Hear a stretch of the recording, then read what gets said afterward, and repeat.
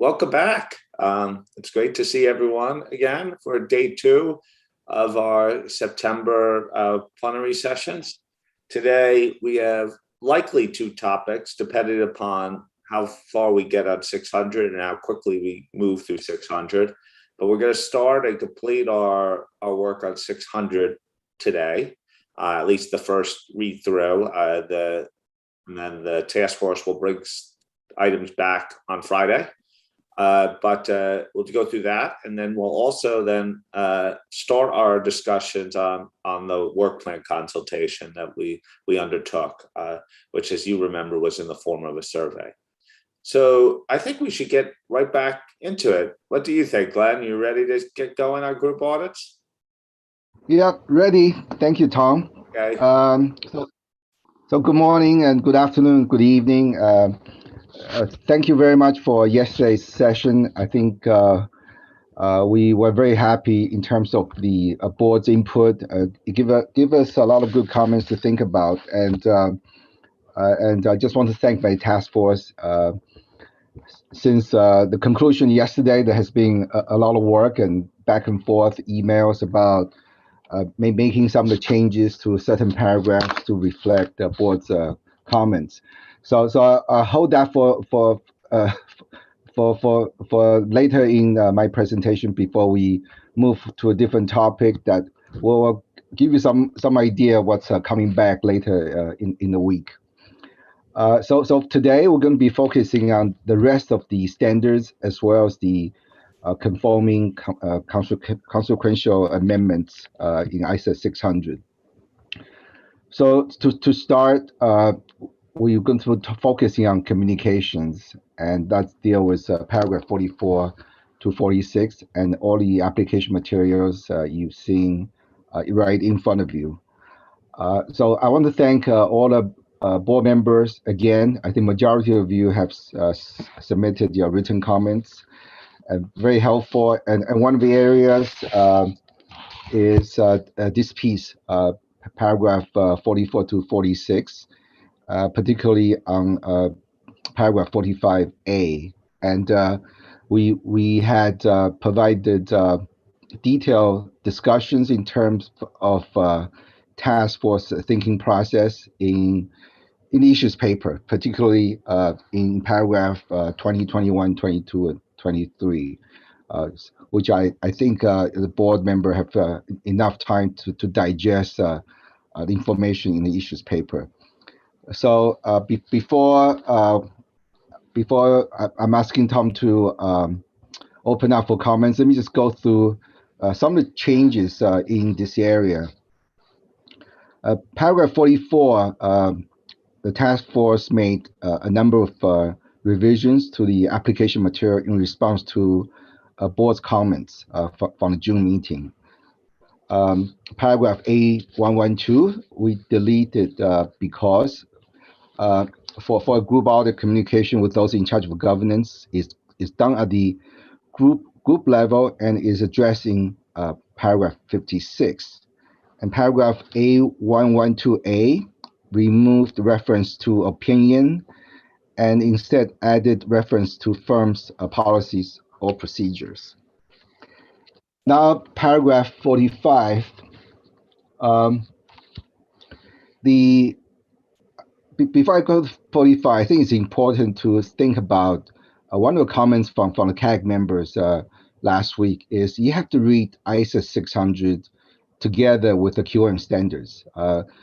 From the very beginning, we have always made it clear that this is a special consideration standard and building on some of the key foundational standards. And key foundational standards are the QM standards, which are very integral part of the overall project proposal back in 2015. So with that in mind, we made a few changes in 45A based on the comments discussed back in June, and also some of the reasons we outlined in section 1A of the issues paper. So there were concerns raised about the conditional nature of the requirement. For example, whether and the extent to which may provide a loophole for the group auditor not to review component auditors' audit documentation. So when such review would otherwise be warranted under the circumstances. So task force views were mixed about retaining or deleting whether in the requirement.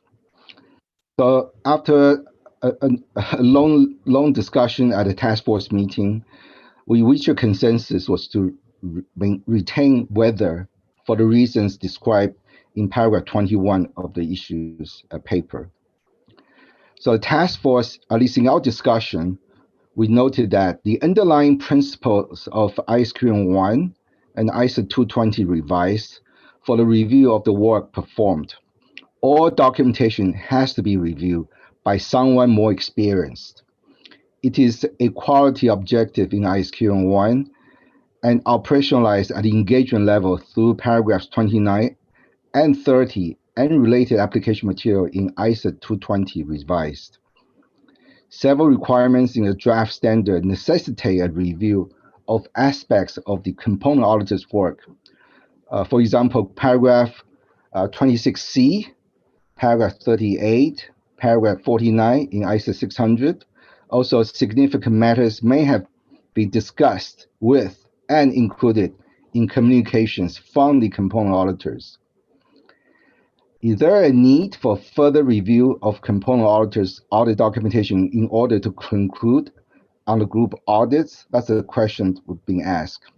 So task force, as part of discussion, we also added sub-requirements in paragraph 45A little c and application materials paragraph A112B to reinforce these points.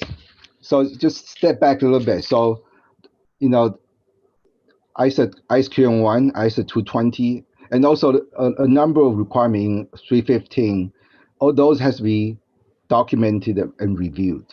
So the way we draft 45A is from a perspective, at the end, making a positive determination what else the group auditor need to review the certain documents in the component audit file.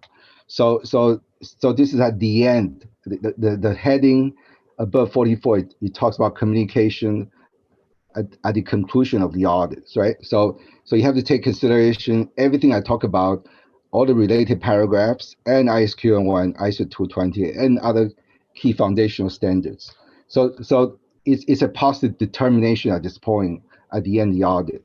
So with that, hopefully that explains at least the task force recommendation in terms of retaining the word whether. With that, we'll turn over to Tom, back to you in terms of getting comments from the board. Okay, thanks so much. Did someone from the task force want to come in? Dan, did I see your hand up?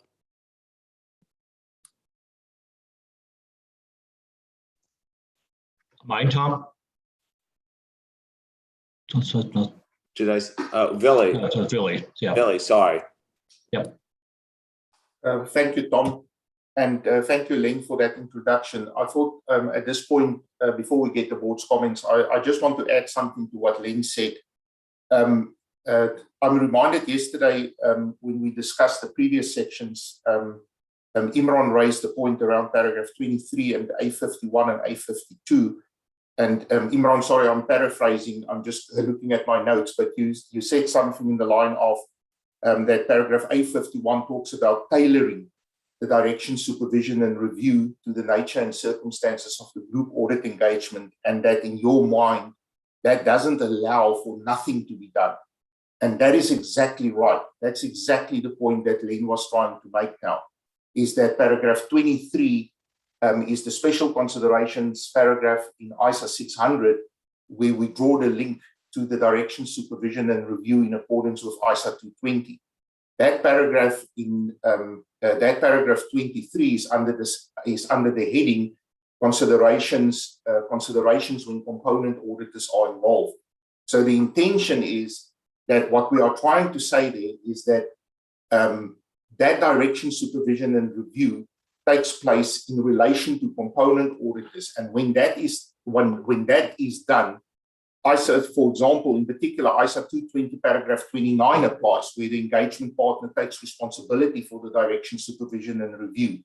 And particularly ISA 220 paragraph 30 and ISA 220 paragraph 31, we had some comments yesterday about making maybe a more direct link to ISA 220 paragraph 31, and the task force will be looking at that. But paragraph 30 and 31 of ISA 220 also talks about the responsibilities that the engagement partner has to directly fulfill, including determining whether the nature, time, and extent of the direction, supervision, and review is appropriately planned and performed, and appropriately responsive to the engagement circumstances, and that the engagement partner shall also review audit documentation at appropriate times during the audit engagement. So it is very important to remember that the direction, supervision, and review will always take place, and in particularly the review. The group auditor will always review work of the component auditor, more particularly the documentation that provides a record of that work. The only thing is that when you deal with a group audit, the involvement of the component, the involvement of the group auditor with the component auditor, as Len referred to those specific paragraphs in the issues paper, takes place throughout the audit and manifests in different ways, including through the communications received from the component auditor. And the idea of paragraph 45A and its position in particular is that based on the DSR that has occurred throughout the audit, and particularly the communications about the matters that are relevant to the group auditor's conclusions, and the follow-up of any significant matters and discussions the group auditor has with the component auditor based on that, this is an incremental requirement for the group auditor to say, for the group auditor to determine the extent to which it is necessary for any further review of parts of the component auditor's audit documentation. This incremental requirement is also in the extant standard, but I do believe that in this revision of ISA 600, we've really strengthened this incremental requirement. We've pulled it out as a separate requirement, and we've provided very clear in the requirement itself, said that when you do that determination, there are certain specific things you need to take into account. And then that's further supplemented by some of the application material. So I just wanted to give that little bit of additional background in terms of our intent behind this. Now, whether we've got the right words to get that intent across, that might be up for discussion. But really, I just wanted to explain the entire package of what we're trying to achieve here. Thank you, Tom. Okay, I think that's a good way to frame it. So to me, there's a question of intent. Clearly, from what I'm hearing today, that this is meant to be an incremental effort by the group auditor, in addition to all the other requirements, 220, et cetera. But then the question of drafting, of whether we may cause confusion. And in the past, we've talked about the use of the word whether, and whether that's in 45A causes confusion. I think Imran's raised that a couple of times and others have. And whether the way now with the new application material, is there a way that we can convey this incremental requirement, particularly when I look at like a 112C on 220. I think someone raised this yesterday. Maybe that belongs elsewhere to remind people that 220 is being applied. And this seems to me a little bit like a standback provision about having done everything you do, you must do this as well. And I think am I reading that right based upon what I heard from the task force? Okay, I think we've spoken enough. I want to hear from the board. I want to get a sense of whether the intent is right and whether the drafting could be improved if you believe the intent is right. Len? Yeah, Tom, thank you. Before you open up for board's comments, I just want to say that I like to hear from as many board members as possible. I mean, I've received most of the comments offline. Some have opposing views, some are fully supportive. But it'd be very great in the plenary session, in the public setting, we hear comments from all the board members. Thank you. Thank you, Len. Okay, well, we'll take board member comment now on the communications paragraphs.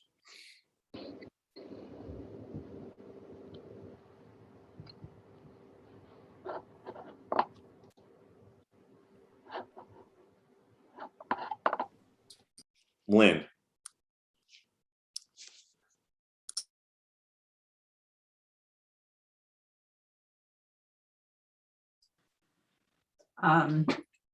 Good evening, everybody. I picked up on 23 and 45A yesterday, and having listened carefully to what Len and Billy have just said, I agree with the intent of what you're trying to achieve. I don't know that the words yet take me to fulfilling that intent. And I will just repeat what I said yesterday. I think some more linkage through to those vital paragraphs in 220 that Billy has just mentioned would be helpful. Thank you very much. Thank you, Lynn. Julie? Thanks, Tom. And I had planned to come in so early on this one because I was comfortable with where the task force had gotten to here. And the way Len articulated the task force's thinking was how I'd read the issues paper and how I considered this requirement. And I also got that from the additional application material that had been added. So I'm comfortable not only with the intent, but the way it is. I think as described, that was my understanding. And I was, like I said, I was comfortable with that. If there was to be a change, maybe it's to articulate those other areas within ISA 600 where things are, where Len, the list you went through that where you are covering other reviews off, that might be helpful as a suggestion, but the direction I was okay with. Thanks. Okay, thank you. Sue?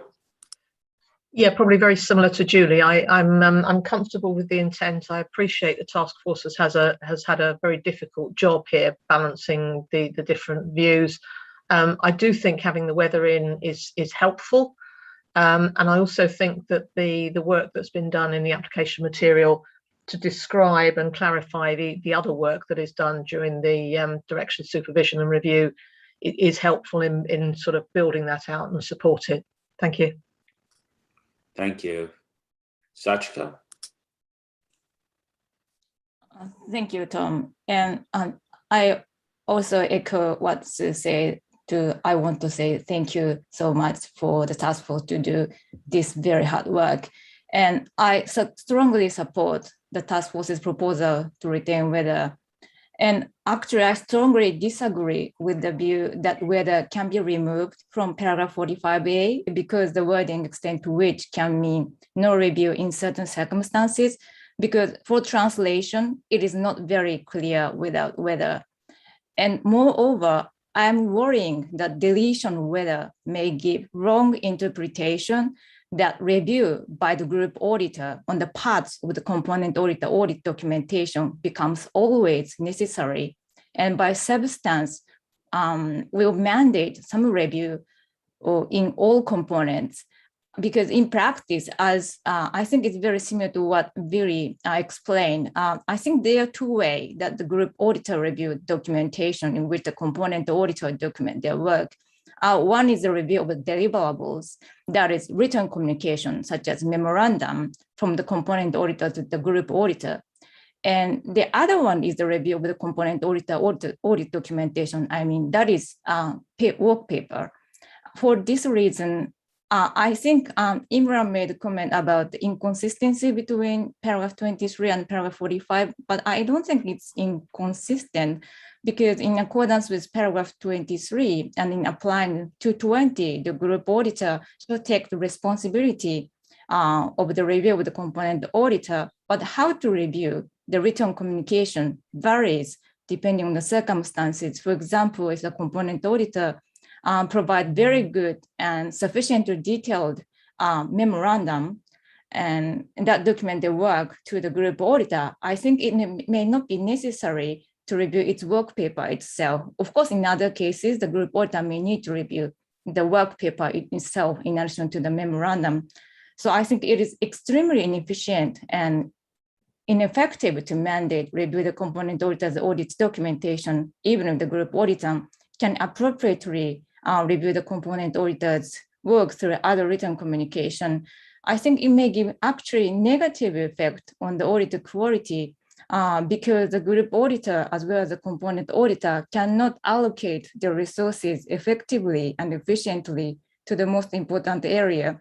And also, I think if we delete whether and by substance require some review of the work paper itself in most of the circumstances, I think there are some unintended consequences because it may raise a question about does the component auditor in a country where English is not an official language need to prepare all of their audit documentation, not only in their official language, but also in English. I think so the region will create some, unintended consequences, including negative effect on audit quality. So I strongly support the task force proposal to retain weather and add C as an additional consideration. I have also sent some offline comment with regard to some minor wording suggestion on small b and C. So maybe then you can take a look at that. But overall, I strongly support the task force. Sorry for my very long comment. That's all for me. Thank you. So, Sachiko, you mind me just asking a question, because this is the first time I've heard a potential translation issue here. Because for an native English speaker, I think even if you removed weather, it still implies to what extent could be 0 to a full extent too. It still requires a determination. Like, are you suggesting that for non-English speakers, that nuance of the English language could be lost? Because to me, you're at a decision tree. When I read it with weather or not, I could read it like it works both ways for me. But if you got rid of weather, the first thing is to what extent you still have to make a determination. And then it's somewhere between 0 and 100% review based upon the assessment, right? But what you're saying to me is that it may be hard to comprehend that for non-English speakers, and there's maybe unintended consequence. I see Isabel nodding up and down too. Am I reading another element of your concern about the elimination of weather? Yeah, that's right. Because if we delete the weather, it seems to imply, at least in my reading, you already determine you need to review something, right? So there is no choice to review, nothing. So I think it will create some, translation issue. Yeah, I want to hear, Isabel, I know you may have other points, but on this point, because look, the other concern is the completion of weathers implies to some people who are native English speakers of an optionality in this as well. But the key thing that seems to be that the task force has connoted is that the mandatory element is there's an active determination here, right? Am I seeing that? Isabel? Yes, thank you. Yes, I was acknowledging what Sachiko was saying, because in French, at least, we have exactly the same understanding. If we have only the extent to which, it means you need to do it. And then you have to determine if you do it few or a lot. But if we lose the weather, we have to do it. And I also strongly support what Sachiko has said regarding the language of working paper. And for the unattended consequence she identified. But if you always have to review, then you have to change the language in which you keep your work papers. And this could be a very significant challenge also in daily life. Thank you. But you're not suggesting that there's not an active determination here, right? That's okay. Okay, I just wanted to add an element of it. So we've heard previously a concern about the elimination of weather by itself may mean it's a total optional step, which was a concern. I think Len then described all the task force says everything else occurs. I'd like to hear more on this particular point, and we could come to other points of the section afterwards. Okay, does everyone want to come in on this language in 45A right now, whose hands are up? Okay, Roger. I will come back to other points. On this point, I did read it as an active determination. So whether we have the word whether there is an active determination. Determination under CUSP is a very high level verb. So I did see this as quite a rigorous requirement and a step up. So I'll come back later, Tom, with other points. Okay, I moved. Wendy. Okay, so On this point too, we just stick with the language of 45A. Kai, I see you next. okay, so for 45A, I think the word whether is critical. But I also agree with the comments that were made earlier by Sue Julie and Sachiko, various parts of it, that the linkage back to the progression of the audit as it relates to review and supervision is also critical. So I hope that's adequate for this point in 45A. Okay, Kai. Thanks, Tom. Very briefly, because you have asked me for this translation issue, I very agree with Sachiko on this translation issue into German. That's all. Thanks. Okay. To some extent, it seems like people are agreeing on the substance, but it seems to be a drafted question. I want to bring Imran in because I know he's raised the concern about the weather elimination. Having weather in. Now that he's heard some of the other concerns, maybe we could get to either hear the counter or get to some problem solving here. Imran?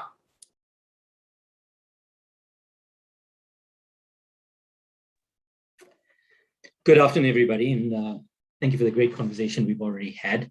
Len, I appreciate the detailed introduction on this and the recognition of where we've come on it. And Billy as well, appreciate your remarks.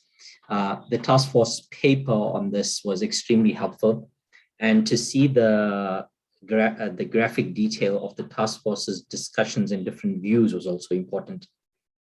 As I read the different views in the task force's issues paper, in my mind, I wondered where the task force was going to settle. And it was important that the task force brought our board both those views. And it seemed like when you got to the end, you picked a side without resolving what in my mind were the underlying issues that both parties brought to the table. And I think that, Len, you gave it away in some ways this morning, a few minutes ago, when in your introductory remarks, you referred to the issue being here that of a loophole. And I don't think that we would, as the board, want to carry this conversation we've just had for the last half hour onto the final standard where it is open to this interpretation. I think the fact that we spent half an hour on this, within the task force, there are these different points of views. The board understands how varied its own positions are on it, that we really need to find a way to get across what it is that we are saying here. So that's really just the overall objective. The standards has got to be absolutely clear here. And the fact that I read it, and apparently task force members do so the same differently to the way we've heard some of the views described today, tells me that we're going to have to work hard at closing this. I've been inundated with my own comments on this within the standard setter and regulator here. Hence, I provided detailed comments in writing. And I must apologize, many of these comments, Tom, are intrinsically linked with other paragraphs. So 45A is linked to 45C, it's linked to 23, and linked to A112. So it's hard to pull out this on its own, but let me try to do that. I think I learned now that we've come to a point where this new approach to ISO 600 involves us determining those components where the risk resides. We are not saying to the practitioner, identify all the components so you can do audit work at all of them. We're saying it's possible you could have 100 components, but you've decided to do work at 6 of them because that's where the significant issues are. Is it therefore not our expectation that having narrowed it down to those 6 where the significant risk is, we then have an expectation about the work that must be done amongst those 6? And having selected those 6 to do your work on, how could it be that you could arrive at a conclusion applying the decision of whether to not do what is necessary over there? Because that's the entity you chose to address the significant risks in that component. So I can imagine in a scenario where we have 200 entities, many of them dormant, many of them identify components under our old regime, where you may have to make this decision that it's not a very good productive use of my time to look at all of those. But in the new regime, where we're focusing the attention on where the risk is, I don't see a single scenario where the decision, where the outcome of the question of whether should ever be a no. It ought to be a yes, because so many things link to it before and things link to it and things link to it after. So, we could have focused only on the words, as I see some of the conversation has today, but I'm also trying to understand what this new world of group audits will look like. And the new world of group audits suggests that it's a risk-based approach. And under this risk-based scenario, this is the kind of consideration the auditor is going to have over here. And so I were not able to convince myself around this question. Why would she choose not to review parts of the component auditor's documentation if indeed that component has met the definition of component, has been scoped in for the reasons described, and everything else that the standard asks you to do in relation to the component have been done. And I've highlighted 4 or 5 places for the task force where I think our standard, as it's currently drafted, talks to my understanding of it. We don't make exceptions elsewhere in the standard and introduce the word whether. We say do this in respect of all of these components that you've selected. This is the one place where the whether has remained within this requirement. And I think that there's a fundamental inconsistency between all of the other places in the standard and this one.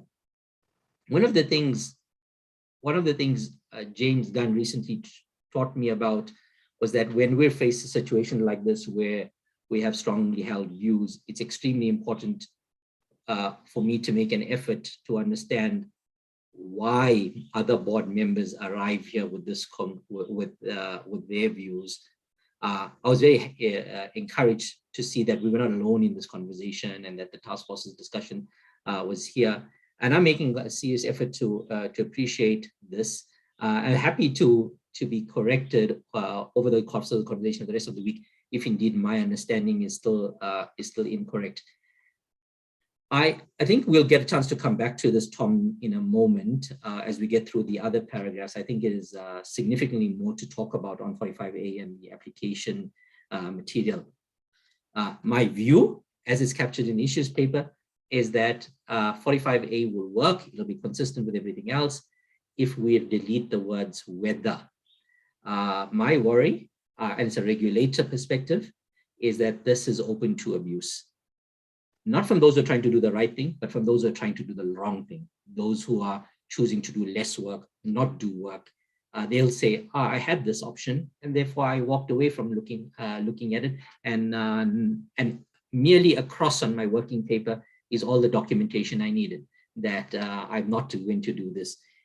It will be used to defend, unfortunately, negligent audit behaviors, which is what the underlying issue over here, if our goal is audit quality. Thanks so much. I guess, Imran, I hear your point, and you've raised this, you're consistent with this. I'm just personally would like to understand why you believe that this negates all the other requirements in the standards. And to some extent, if we're clear that it's incremental on top of what already exists, and maybe that's a question of drafted in language, why that would not be sufficient? because to me, when I read it quite differently than you. And of course, we all read it with our own perspectives. You also heard from our non-English speaking, native English speaking members, how they would read it, which also I'm not sure we would say is the intent. Like all the circumstances that you describe where you have significant components, I thought they would have been caught up by previous requirements in the standard anyway. So that's, I think, the crux of the matter. And maybe it's an issue of drafting, and we see what we read, what we see based upon our own experience. So to me, I think we're all sort of agreeing on intent here, but maybe I'm wrong. I'll let you come in, but I'm trying to understand what you're saying a little bit more, and then we'll invite others who could probably bring some more clarity to this issue. But Imran, feel free to come back in. Thanks, Tom. Just a short response. I don't think that the whether in 45A on its own undermines any of the other requirements in the standard. So perhaps I misspoke or didn't explain myself clearly. My worry is about the incremental bit that is within 45A, because 45A is the only point in the standard where we take the auditor over the line into the component auditor's file. So 45 small a and 45 small b will still happen. There's no weather condition there, or any of the other requirements we spoke about. There's no weather condition. The weather condition is in this one, in 45 big A. Thanks, Tom. Let me call it Chun Wei. Thank you, Tom, and thank you, colleagues, for the very robust conversation so far. I really appreciate what the task force has done in relation to this part of 600, and the issues paper, I think, explained it really well, and I'm quite happy with where it's landed in terms of the drafting. I wasn't feeling too strongly about whether, because I think removing it or not will get me to the same place given everything else that's there. And you know, to be honest, if you're talking about those practitioners who are trying to find loopholes, they could potentially come in and say, you know, send me one piece of your summary memorandum, right, from your working file. And that's it. I've reviewed your documentation. But is this sufficient? I think you have to look at it in the context of the risk, et cetera, which I think, you know, the requirements and the application material that we have right now should bring you to the right place if you are trying to do the right thing. And it should give, if you're looking at a regulatory community, sufficient ammunition to challenge and to put one in the right spot.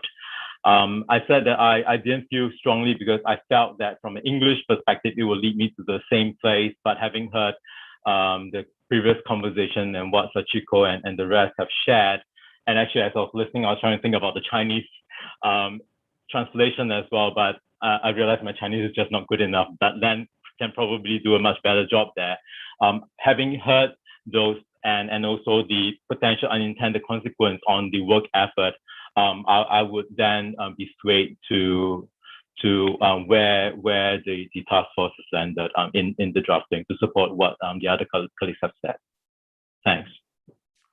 Okay, great, thank you. Let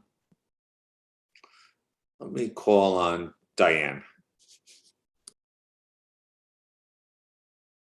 Okay, so how about this approach? I think paragraph 44 lists all the items that the component team needs to send in. And we are not removing that, okay? I'm curious as whether Imran is concerned about the next level down. So from a practical perspective, you're exactly right. You look at your components, you say these 6 are the ones that either they're very material, they have something going on, there's heightened risk, what have you. These are the ones I'm going to go do work on. Paragraph 44 and other elements of the standard require those component teams to send in, I'll call it a baseline level of documentation. We are not, and correct me everybody where I go wrong, we are not removing any of that. Now we go into step 2, which is I've gotten the memos, but you know what? All my discussions I've had with that component team, I'm either feeling good or I'm not feeling good. I'm either feeling like they're engaged. We've had very open discussions as they've worked through issues. They've called me. We've gotten on the phone with the component management team. And I feel like that team is highly competent. And therefore, I may choose not to look at as many supplemental work papers above and beyond these baseline communications. Now, I've also had other situations where you're going through it and you don't hear anything from the component team, the conversations that you've had from them, it's a little unclear as to what they're doing. They're late in their deliverables. They have a particularly sensitive, significant risk. They have a reserve that maybe has had some changes over this past year as to how management's providing the reserve. I'm going to be all over them, right? I'm going to either go there physically and look through the work papers with the team, or if I can't go there physically, I'm going to make them send me the work papers. And to Sachiko's comment, if those work papers are in a different language, we're going to have a very early on discussion, or as soon as my red alert goes off to say, all those work papers, you're going to need to send them to me. So they're going to need to be in English. So it's difficult, right? I don't think it's as clean cut. I think every situation is different. Every component team is different. I think it's, as Wendy alluded to, it's a process that is on a continuum. You've had discussions, you're coming in the end of the audit, and all that knowledge you've gained from the interaction will help you determine the whether.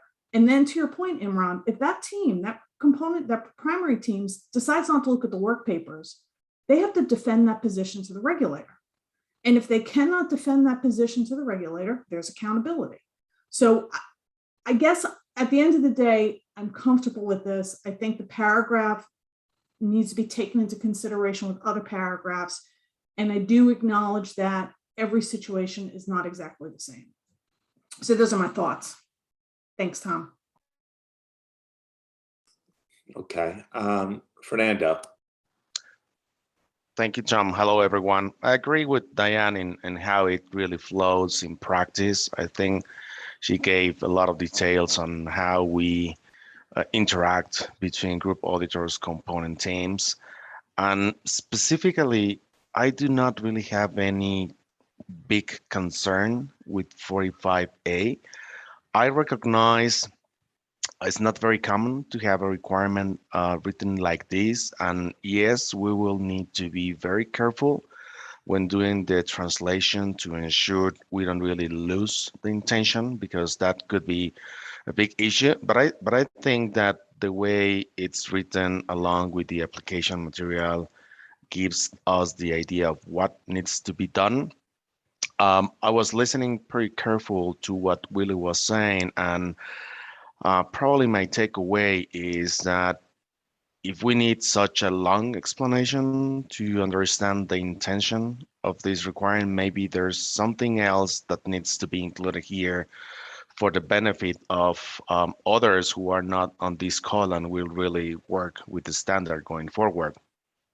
But definitely, I think it's a good balance between the work effort that we will do, or that we do today, versus the one that we're expecting. I would only have one question, and that's more to the native English speakers, is if you guys are clear the way the requirement is written now, I don't think we will have an issue doing the translation. But if you tell me that some are understanding one thing, others are on a different camp, I would be concerned, because if that's the case, the risk of having a misinterpretation when we do the translation increases. And I think that's one of the big things we need to clear here. Make it understandable for the native English speakers, and I think we can deal with that putting in a different language. Thank you. Really, there's some different interpretation of the English among English speakers. I guess some of the issue is Sachiko makes the point about, does it then require all? And then Imran on the other end says, for those 6 major ones where there's lots of risk, it certainly can't be none. And I think that's, then so I guess Wendy talked about the spectrum, and Diane tried to explain how it would work in practice. So that's what we're grappling with from a articulation standpoint. Kai Morton. Thank you, Tom. Preparing for this, I was very in agreement with the task force thinking and where they ended up. Listening to the conversation, I agree even more with what they say, and also following Diane's explanation how this is done. I think if we are to go down into further details in this specific requirement, I feel we in a way try to create single requirements to cover every single instance that could happen. So because we need to look at not only each requirement, or you can't look at them in isolation, or even each standard in isolation. There's a whole package. And I think as Imran said, if he's afraid of the auditors looking for loopholes, you always have the auditors need to stand up and say they have sufficient appropriate audit evidence. And if they don't follow up on the 6 components that have the risks here, in my mind, they would have very difficulties in defending their positioning, saying that they have sufficient appropriate audit evidence. Completely agree with the position of the task force here, and I think that we're in a good position here. Thanks. Okay, Roger. Yeah, I just wanted to come back on other points. I think a couple of people at the start, Len and Vili, emphasised the incremental nature of this particular paragraph. So making sure we haven't lost the incremental nature. We've lost the word also. And I think Vili emphasised further review. He kept on emphasising the word further review in this particular. So, when you read it in isolation, it's possible for people to look at this as a way of opting out in that particular area. I also had some support for Lynn's approach of, if this is incremental, then maybe we have to make it clear as to where it's incremental from, because people are reading this in different ways. And so I think that if we can do something to emphasise the incremental nature of this particular stand back, that would be beneficial. Thank you, Roger. Wendy? Yeah, I'm just gonna come back in at the risk of analysis paralysis. I have to go back to Vili and Len's opening remarks and just bring in the word professional judgment. This isn't an isolated requirement by itself. It's and I worry about moving to very prescriptive requirements versus use of professional judgment and principles. So in every group audit, and Diane alluded to this, there are a number of different circumstances, and you have to funnel the risks. And as you go through the operation of an ISO 600 audit, you're always reflecting at each point when new information comes in. But this is at the conclusion, and that's the point I want to go back to what Vili said. Remember where this is in the audit process. And the whether, to me, as I'm listening to this, isn't about looking for a loophole not to look at work papers. It's based on everything you've done to date, and whether that implies that you now need to consider going into work papers. You've already determined that your component is competent. You've determined that back in 21A. It's now whether, based on the information you've gotten on that component during the process of the audit from the component auditors, if you need to take a deeper dive. And then my last point is, this is ISO 600 special considerations. I still go back to the basic ISOs and requirements for review and supervision, and you still, it's all a matter of judgment. It's not, and professional judgment. So I I think we can play on more words. Maybe we have to put professional judgment back into this section as exact words. I'm not sure, but I think the intent and where we are in the audit is very clear. And I agree. Again, we can play with some of the words, but I agree with where the task force has taken us. Thank you. Thank you. Imran? Thank you. There's a lot of very meaty issues that have been brought to the table. I'm just going to use Diane's explanation to try to offer some sort of response. The world we find ourselves in today is that the matters that are of the greatest public interest to us, typically, not all of them, are group audits. What we face at the moment is very large firms hiring very expensive lawyers, explaining to regulators why they had no obligation to look at the working papers within the components. The debate can be won or lost there. It's this kind of public interest issue raised all the way back at the ITC 5 years ago that we are trying to address within the standard. So we look at our current day legal matters, we look at the current day litigation we're involved in and say, how would 45A get us past this point? How would the standard get us past this point? And we've come to the conclusion that the use of whether remains problematic for this perspective. I can understand why, depending on the perspective you come from, you may have a different point of view. Our point of view here is that if in the absence of the word whether, it would force a deliberate documentation of the scope, the extent of the review. And that we would have a greater likelihood of seeing the auditor's mind being applied on paper as to, I have chosen to look at that and that. I have taken all of these other things into consideration to only look at these 3 pieces of documentation, as opposed to a yes-no consideration, which is the whether consideration. I'm actually not going to look at anything that comes from there.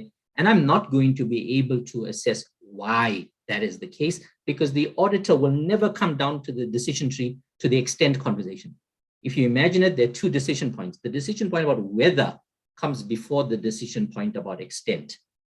If we eliminate the decision point about whether, somewhere in the conversation around extent, the auditor has every right to choose, I'm going to look at just that, versus I actually need to spend 2 weeks on the documentation because there are so many issues here and so little faith I have in what has been said to me. So that's the thinking, that's the genesis of where this problem is. That's it. Thank you.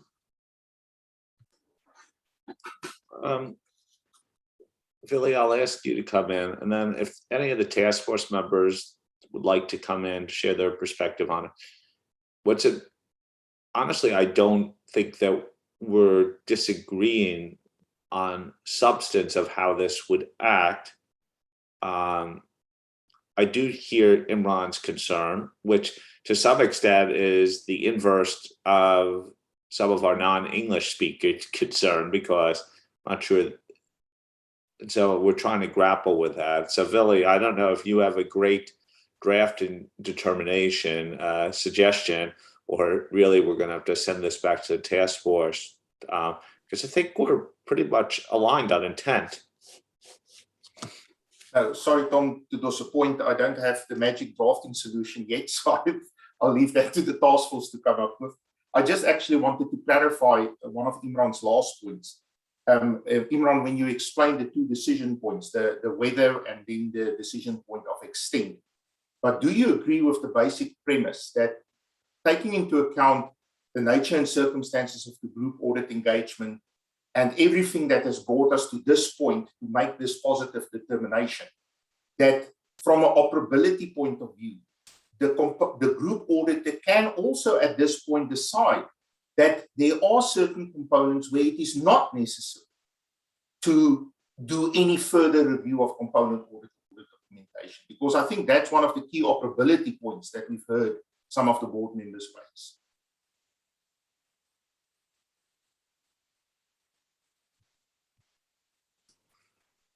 Thank you, Tom. Yeah, okay. Josephine? Thank you, Tom. And thank you to all the board members. I mean, this has been actually incredibly helpful, and I was reflecting on Diane's comment because I had a similar conversation with some of the task force members about this very process. I think definitely, given the conversation today and the time we've spent on this, it isn't clear. And to those board members who said, if we have to talk about this for half an hour, 40 minutes, then clearly it's not clear enough in our standards. So certainly there is an intent, I believe, not speaking for all task force members, to go back and have another look at the wording. But what's important here is that baseline requirements that are in the standard, which we don't have elsewhere in our standard. There is a requirement to review, although potentially it's implicit, not explicit.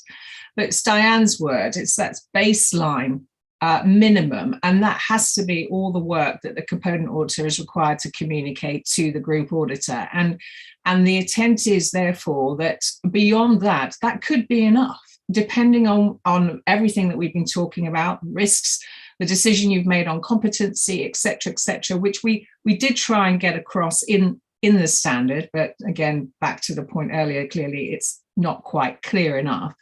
But there will always be a baseline, and then it's that next step, that deeper dive. So how we draft that and get that through is something, as Billy says, back to the task force to discuss. But I just did want to thank the board, and I do believe what's important here as well, Imran, is the fact that it is generally recognised that there are specific requirements in this standard to review certain things above and beyond what's actually in the ISAs today. So it is a step up already.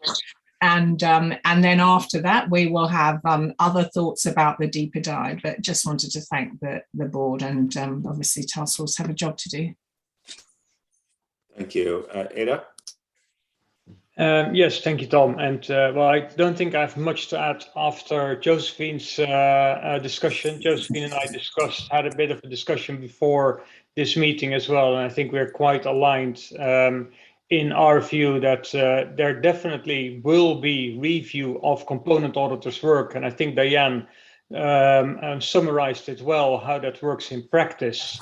It also comes across that apparently the words of the standard doesn't yet make this entirely clear, and that's something for us to ponder over, as Dan usually would say, and some work for us. So that's really emphasizing what Josephine said, and thanking the board for their valuable comments. Thank you. Eric? Thanks, Tom. I'm sort of similar to the previous two speakers. I think going through the task force discussion, I was probably one of the members who was not convinced we needed to have weather in the requirement, that the extent to which was sufficient on its own. But I think from the comments that have come back from the board members today, I've been convinced now that weather is important to keep in the requirement. So I'm more than ever convinced, sort of supportive of where the task force got to at the end of the day, subject to any clarity that we need on the wording. So I just wanted to give my perspective as a task force member on that. Thank you. Okay. My read for this, and this is my read, is that I think we're getting towards alignment and understand the on intent, but back to the fact that we had such a long conversation on this, there may be some additional attention to the drafting, the incremental element of this, the active requirements involved. So the task force has some work to do on these paragraphs, but I thought it was really important for all views to be aired on this, to understand what the dimensionality of this discussion is, the potential unintended consequences.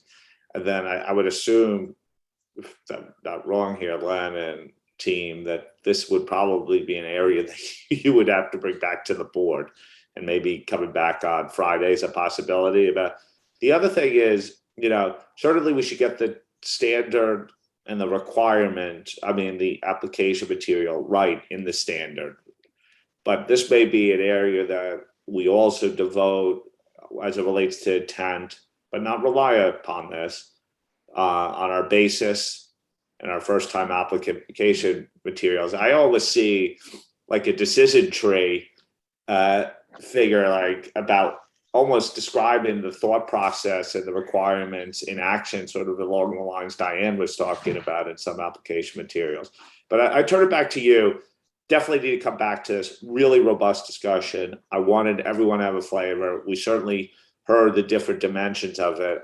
I actually don't see people disagreeing with intent, but I understand the concerns about application that both Imran raises from a regulatory perspective, and also practitioners and those particularly non-English speaking practitioners raise as well.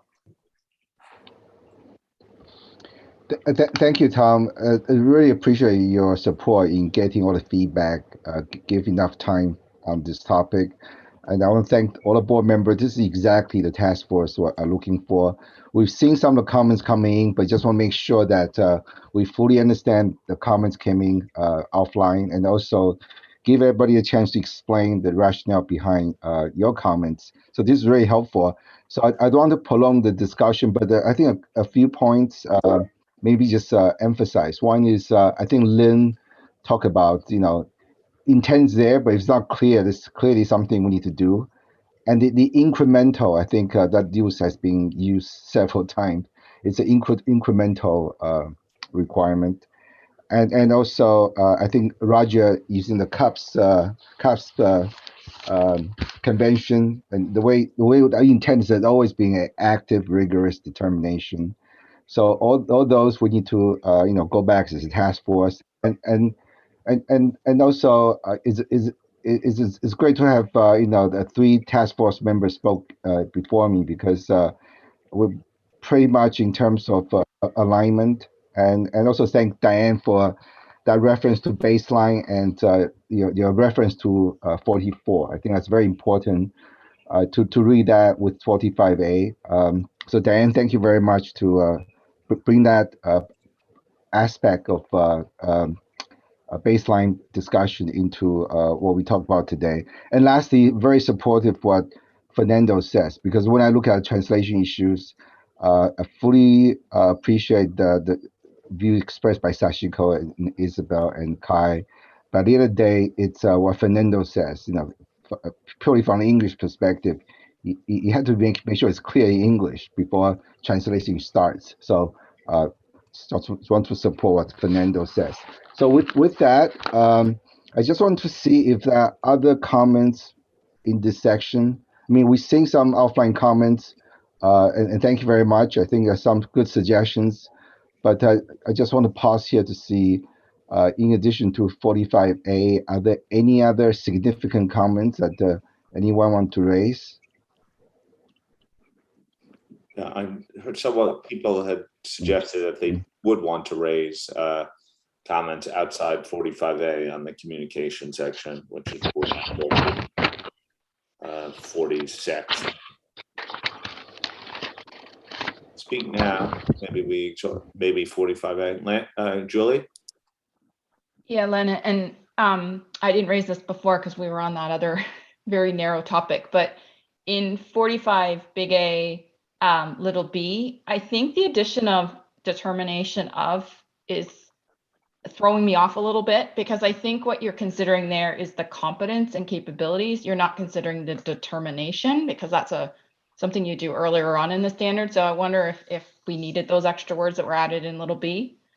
And then in little c, and this is really truly just a wording thing, I think, when we talk about direction, supervision, and review, we always say and review of the work, or review of the component auditor's work. I think we need those extra words in there.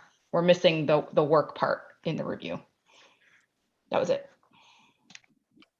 Thank you. Imran? Thanks for coming back here. So there's a few more comments that I would like to raise here. It's, like I said, it's hard to keep them apart from the discussion we just had on weather, but let me do my best. The first is that the application material has grown quite considerably in this area. And it's not always clear what the intention of the application material is, other than to support the usage of the word weather. So the comment I shared with the task force was that all the additions and the expansion and the application material is making the application material so complex. And it seems as if what it's trying to do is to avoid the deletion of the words whether. And as a board, I think that this is really something that we need to ask ourselves. This is inconsistent, in my view, with what we may be trying to do with our CAST project. And it's adding complexity to avoid dealing simply with a public interest issue that has a direct bearing on the work of the group engagement partner and a group engagement team to do what eventually gets documented. And as we reflect on this changes to 45A, it may change what we have therefore in 112B, 112BA, etc. The second comment here is in relation to the lead-in on A112B, and this is where the whether appears for the second time, whether there is a need for. You appreciate that in light of my views on 45A, I would have the same point of view about this use of words here. And you'll note that there's a slight difference in how it's structured in 112B versus how 45A formulates the same thing here. This is introduction of the words, there is a need. The third comment is about taking into account, and that appears at the end of 112B. And I really would encourage the task force to ask again whether this means if A and B have taken place to any extent at all, then you do not need to do any further reviews. I can see how this can be misinterpreted like that by someone who wants to not do any reviews or misses a review that should have been done. So they look at the two bullets in 112B and they say, oh yes, we've done some of this, therefore we don't need to do anything else. And that adds a further conditionality on what is a tenuous problem in 45A. I have a further comment about this concept of component auditor reviewers, these words that we've brought in this new language in A112B. I'm not sure, I can guess who we're referring to here, but who are these reviewers and what is this review referring to? Because we seem to suggest that if within the component auditor's firm, someone who works there reviewed it, then that has a bearing on whether we need to look at it at all. And I think that's quite a leap of faith to make around this fundamental question of review. And then the last bit of A112B, I'm sorry, because all of this is new language, so it's an opportunity to talk about it, is this words that say in accordance with the requirements of this ISA. And we tried, three of us tried to work out what were the requirements of this ISA that we're being referred to here. We couldn't work out that, our conclusion we came to was other than paragraph 23, which does not have a condition. I did not see where this requirement it is that is being referred to, but I'll of course have provided this in writing, so the task force will help explain it to me and therefore explain to everyone who has to use this application material paragraph in future as to what it is referencing. I had a worry though about the paragraph that we've added in 45A little c. It seemed to me, and those who worked with me on this, that this addition, other than the message I think we heard someone offer now, that it may be weakening the requirement. Because what it says to us, it says that if you have been communicating, don't worry about reviewing. So, that's one way of reading this. And so I thought that didn't help. In fact, it helped to support those who may be using the weather to get away from scrutiny on this point. So like I said, I provided paragraph, but yeah, I'm sorry if you didn't catch all of that, Len, but I didn't offer anything that's new compared to what I've already provided in writing. Thank you. Thanks, Imran, for putting that on the public record. And I think the task force, in addition to the draft in March 45A, probably will take that into account. No other hands, Len, on this section. Back to you. Thank you, Julie. We'll take a look at the 45A little B and C you suggested. We'll take a look. And Enron, thank you very much. I read through your comments, and thank you for raising that in the section. At least I have better understanding in terms of what you describe in your written comment. And our goal is clearly to hopefully through the revising of 600 to improve auto quality. Clearly, it's not for auditor to look for area, not to do more work. So, we'll just make sure that everything's clear as intended. Task force will do our best job to make sure the intent is there and it's well understood. So thank you for those comments. So Tom, if there are no other comments in this section, perhaps we can move on.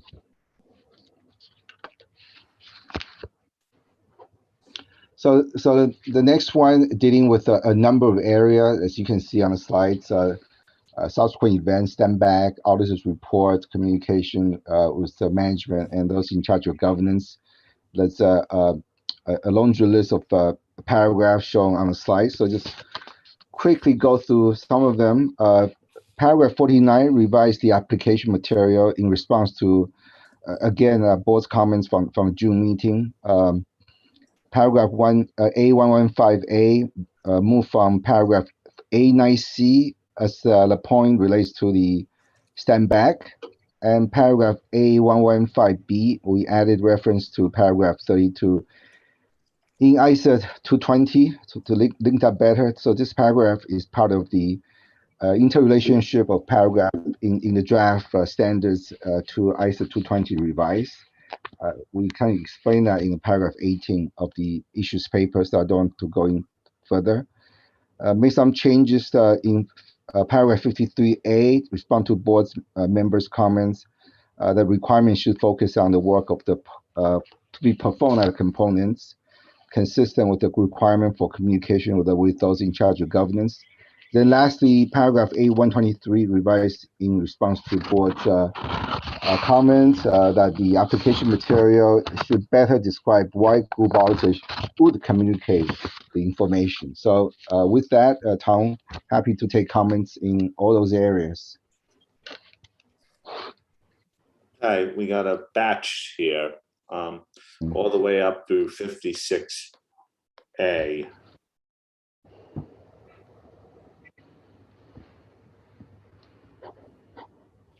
So we're headed up towards documentation, but not including documentation yet. Any comments?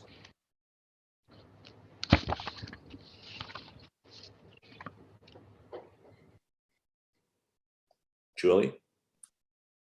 And Len, just a couple things, and I sent you some other items offline, and I won't raise them here. But in 51, I think, and I mentioned this yesterday in our discussions around the parties involved. I think in 51, we mentioned the fact that, if the group auditor concludes that the work isn't sufficient, they need to make a determination what to do next. In 51, we say that they could be, these additional procedures could be performed by the component auditor or by the group auditor. And I think with our definition of group auditor now, we're potentially missing the engagement team, some other members of the engagement team that should be considered there. So I think potentially we just need to tidy that up a little bit, because right now it just says group auditor or component auditor and excludes others that might be able to do the additional procedures. And then lastly, did I have anything else that was, sorry, I'm just scrolling for a second. In A126, that sentence that talks about the group auditor's documentation, I think the group auditor's documentation should be relevant to the nature, timing, and extent of the direction, supervision, and review.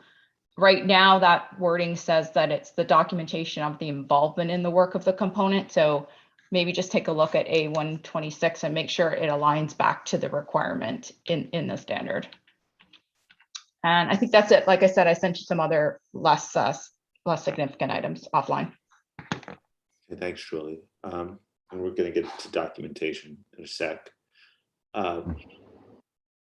Any comments before documentation? Okay, no, Josephine. apologies for jumping in, Tom, but I'm really trying to understand, because Julie made this point yesterday, and I want to come back to it so that we as a task force understand what the comment is. And it's in respect to the group auditor and the component auditor. And then this comment on other members of the engagement team. So as far as the, and Dan, shake your head or nod unless I've got this wrong, but as far as the task force is concerned, you either have the whole engagement team includes the group auditor and the component auditors. There's no one else. So that is the engagement team. So I don't know who these other members of the engagement team are. I mean, perhaps there's something back to the way that we have the definition of the group auditor, but the group auditor is essentially saying your engagement team, except for your component auditors, and then everybody together is the engagement team under ISO 220, but it's the group auditor and component auditor that make up the entire engagement team. So I just want to make sure we understand Julie's point here before we go back, and because this could actually change the way that the definitions work. It's quite a big point. Thank you. Julie? So I'll try Josephine. So in the definition of group auditor, and I'm interpreting that and I'm understanding that definition. I'm just going to scroll to that definition. Sorry, just give me a second. No, I know, I had to do the same thing. And we made this change along the way. The group auditor is the group engagement partner and members of the engagement team other than component auditors. So agree, component auditors are outside of that definition. But it talks, in my mind, about things that the engagement partner or more senior members of the team would be making decisions around. Because we talk about establishing the strategy, the group audit plan, directing and supervising component auditors, reviewing their work and evaluating conclusions. Does that include everyone on the engagement team? Because that definition to me seemed a smaller definition than the entire engagement team definition. That is exactly the intention. It is, so say if you don't have any component auditors, take those out altogether. Nobody at all, no component auditors. Your engagement team is your group. The group auditor and engagement team are the same thing. And the definition is just emphasizing that ultimately it's like the auditor in ISO 200, they're the ones who are responsible for the opinion and therefore for setting the strategy and plan and so forth. So it's going back to what's required from us, our foundational standards. And then, but it is accepted that there are people who may well be in the same firm or outside the firm, and so who are the component auditors. They are also part of your bigger engagement team, but we're trying to make this differentiation between who's ultimately responsible for delivering on that group audit, and it is therefore the group auditor. So it's not intended to be anything other than the group auditor plus component auditor is the entire engagement team.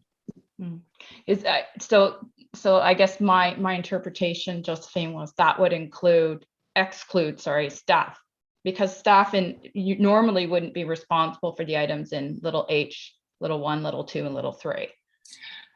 Well, from a practical perspective, yes, I can see that. But from an auditing standards perspective, that's not the way we have it. So staff is very much part of auditor definition, and therefore it's included, and they are all ultimately responsible. But I do understand what you mean from a practical perspective, but that was our intention. Do you therefore think we need to just clarify something, even with a one line in the application material? Something I think would help that. Yeah. Okay. All right. That's right. So that's the genesis of where those comments are coming from. Brilliant. Thank you so much. And apologies for interrupting the flow, Julie and Tom. Thank you, Josephine and Julie, because I recall in the December issues paper from last year, we had some language in there, and also I guess illustration with different circles. I think some of the language in that issues paper might help with Julie in terms of adding that one extra sentence to explain the area that Julie is concerned about. So thank you for those clarifications. If there are no comments, maybe we can move on to the next section on documentation. Yeah, we'll see how this runs out. If it takes a while we'll take a break after this section regardless. Okay, thank you, Tom. So this is the last section of the main standards. We'll have other areas after break. So this is the area that we spent a majority of the March and June meetings. And at the June meeting, I think getting a lot of support in terms of what we had in the draft presented to the board in June. There are some comments come through. So some of the changes here specifically address some of those comments heard. So I'm not going to go through all the changes. There's some changes to application material. It's already explained in agenda item 2A. Just to know a couple of changes. Paragraph A24Z, we added examples in response to board members' comments from June that the application material did not provide guidance about ways in which requirement in paragraph 57 CA might be documented. And another one I want to emphasize is the paragraph A127A. In the June meeting, board members raised concern about the reference to ease of accessibility and the related example. So the task force revised the paragraph to remove the reference and example.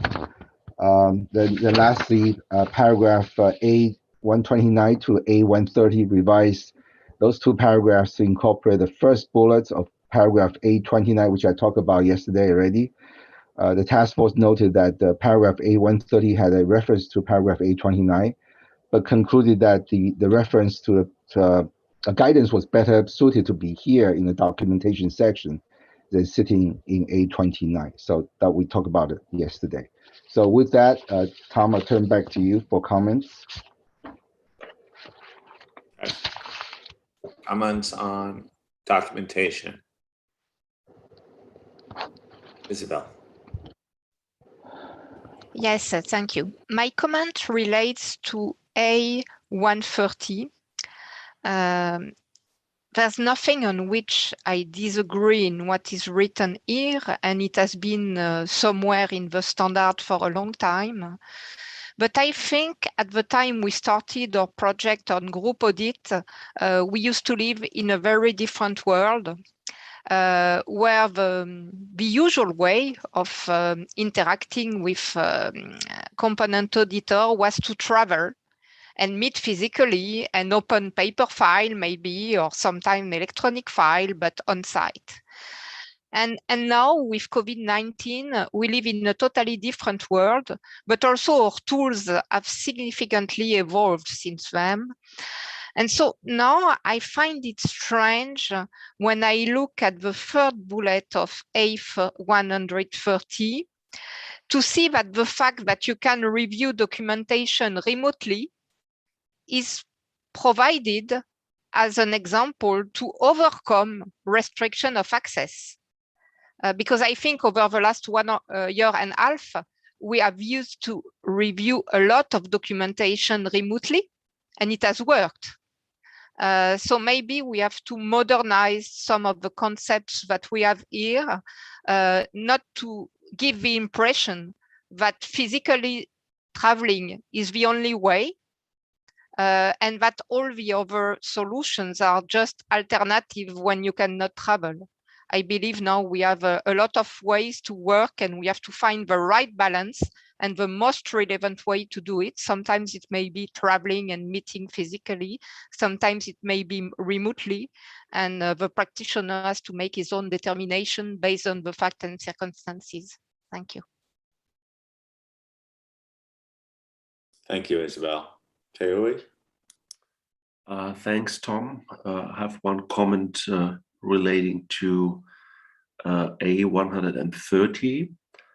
I suggest adding 2 bullet points that read as follows. First bullet point, having the component auditor document the audit work of the component auditor remotely, directly into the group auditor's audit files. Second bullet point, meeting with the component auditor in another jurisdiction where the component auditor uses a device with programmed read-only restrictions for the purposes of the group auditor's reviewer.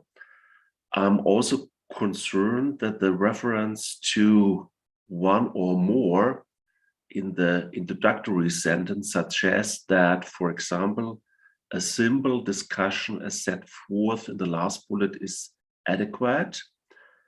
A hanging sentence could be added at the end of the paragraph A130 to clarify that the group auditor exercises professional judgment in determining whether one or more examples provided sufficient in a particular group audit. And then I have a further comment in the same paragraph via the first bullet. This first bullet point of A130 should read, visiting the location of the component auditors, since the component auditors may not be at precisely the same location as the component, and component auditor documentation will be at the premises of the component auditor, not at the premises of the component. And my last comment refers to the second bullet. I'm not convinced that meeting with the component auditor at a location different where the component auditor is located alone without the component auditors bringing component auditors documentation as is useful. The bullet point should reflect that the component auditor needs to bring component auditor documentation. Tom, these have been my comments, and I will send these comments offline too. Thanks very much. Thank you.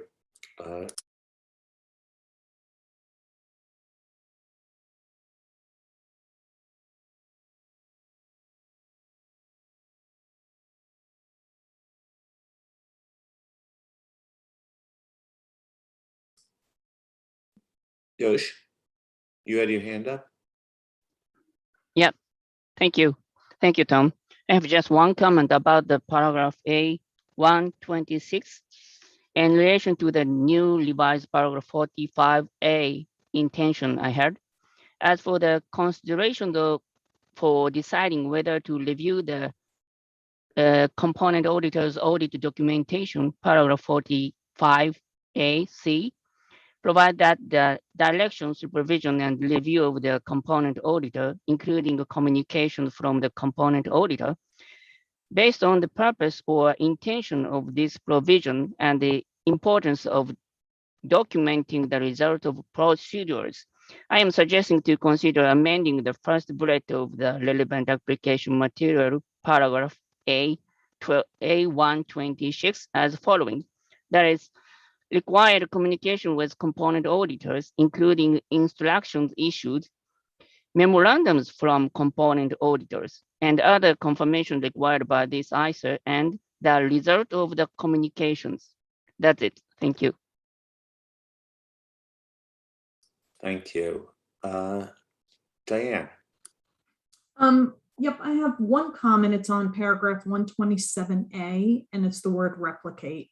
To me, replicate infers reperform, duplicate, and I'm not sure if that was the intention. I think the element that you've gotten there about clearly, as part of the group audit, we need to make a decision as to what work papers to bring into the group audit file, because we need to have sufficient work papers to demonstrate we can release the group opinion. And so I absolutely understand you may retain copies of certain work papers, you may summarize. I mean, one of the things that I think we emphasize is to keep a log, even if that's appropriate, of the communications that you've had between group and primary group and component auditors, to talk about the extent of communications and how frequently you talked, clearly bringing their work papers into your file. But the word replicate, I'm not sure if the intention was that there's an expectation that the group auditor needs to reperform testing or procedures that were done by the component team. So I just asked for some further clarification on the use of that term. And also lead in the sentence is a little, lead into that paragraph's a little odd because it says you may not need to, but then you may need to replicate. So if you could just take a look at that. Thank you. Thank you. Sue? Thanks. So my comment is in relation to A124. But it's building on this piece that there is documentation within the component audit file, and we've had conversations around the relevant responsibilities and the some of the local jurisdictional requirements around confidentiality, professional secrecy, and so on. And I think it would be helpful to build something in there that recognises that this explanation doesn't override some of the local professional secrecy requirements, and also that the component auditor has the responsibility for things like the retention of that documentation, because that's not something that the group auditor can do. So we've sent a few suggestions on wordings here, but I think we all recognise it's a tough area when there are restrictions in certain countries that it is difficult to overcome. Thank you, Sue. Wendy? Thank you, Tom. I just want to make a reminder back to a broad comment to my opening points that to the task force, when standing back in the end on this entire ISA, to think about, and it links back to what Isabel said in her comments, to think back whether or not we are writing this standard in the modern world, considering remote, and whether or not the definition of the group auditor's file remains the same, because I'm having visions when we talk about replicate. I'm back in the days of taking a work paper, an Excel file, whatever it is, replicating it and bringing it into my file. And is that really going to be what we do on a go-forward basis, given the technology we've been introduced to, whether it's COVID or where we were headed from a technology perspective already? So I just want to make sure the task force goes back to the technology working group and make sure that the words in this standard don't imply physical, so much physical locations, physical visits, that the virtual world is acknowledged, and the technology that we may be using now and in the future to compile documentation is evolving and changing. Thank you. Thank you, Wendy. Imran? From these meetings that run back to back and run for 3 hours through lunchtime involves me having to have a bite off screen, but it's hard to forget how good the lunches used to be in New York. I hope we can have them again sometime soon. Yeah, see, Fernando is smiling, he remembers better. On the documentation section, I think it's there are 3 things I want to say. One is that this is an area where we have had really good discussions at the board, and where I think that the material is really, really solid. And as Dan and others have pointed out, the best comparison is between where we are here and where we are with the extant standard in seeing the incremental change, and there's been a significant improvement here. So I'm generally happy with section 20, with the documentation section. I think there are 3 paragraphs in here, 57D, A127, and A130X, which all have a bearing back to the discussion we've had on 45A and how the language in 45A evolves. These may have to change also. On A127A, I know a few people have spoken about this, and I appreciate that in response to what you've heard, the task group may still make changes to A127A. But I guess there's I may have raised this point before. I think we're at a point where we can't, the task force has probably not been able to respond to it, but the sum total of where we've landed up here now, and would really appreciate if practitioners would be able to take us into our confidence, take us into their confidence about this, and that is whether indeed A127A will lead to any replication in the audit file, whatever word we choose to use for replication. The sense we get in the regulatory community is that firms' risk management policies and PI insurance will make it extremely hard for firms to replicate, summarize, or retain copies of this documentation. And then in some ways, the fact that we've expressed this in the positive, you need not replicate it, that together would lead the risk managers in the firms to conclude that none of this needs to be in the audit file.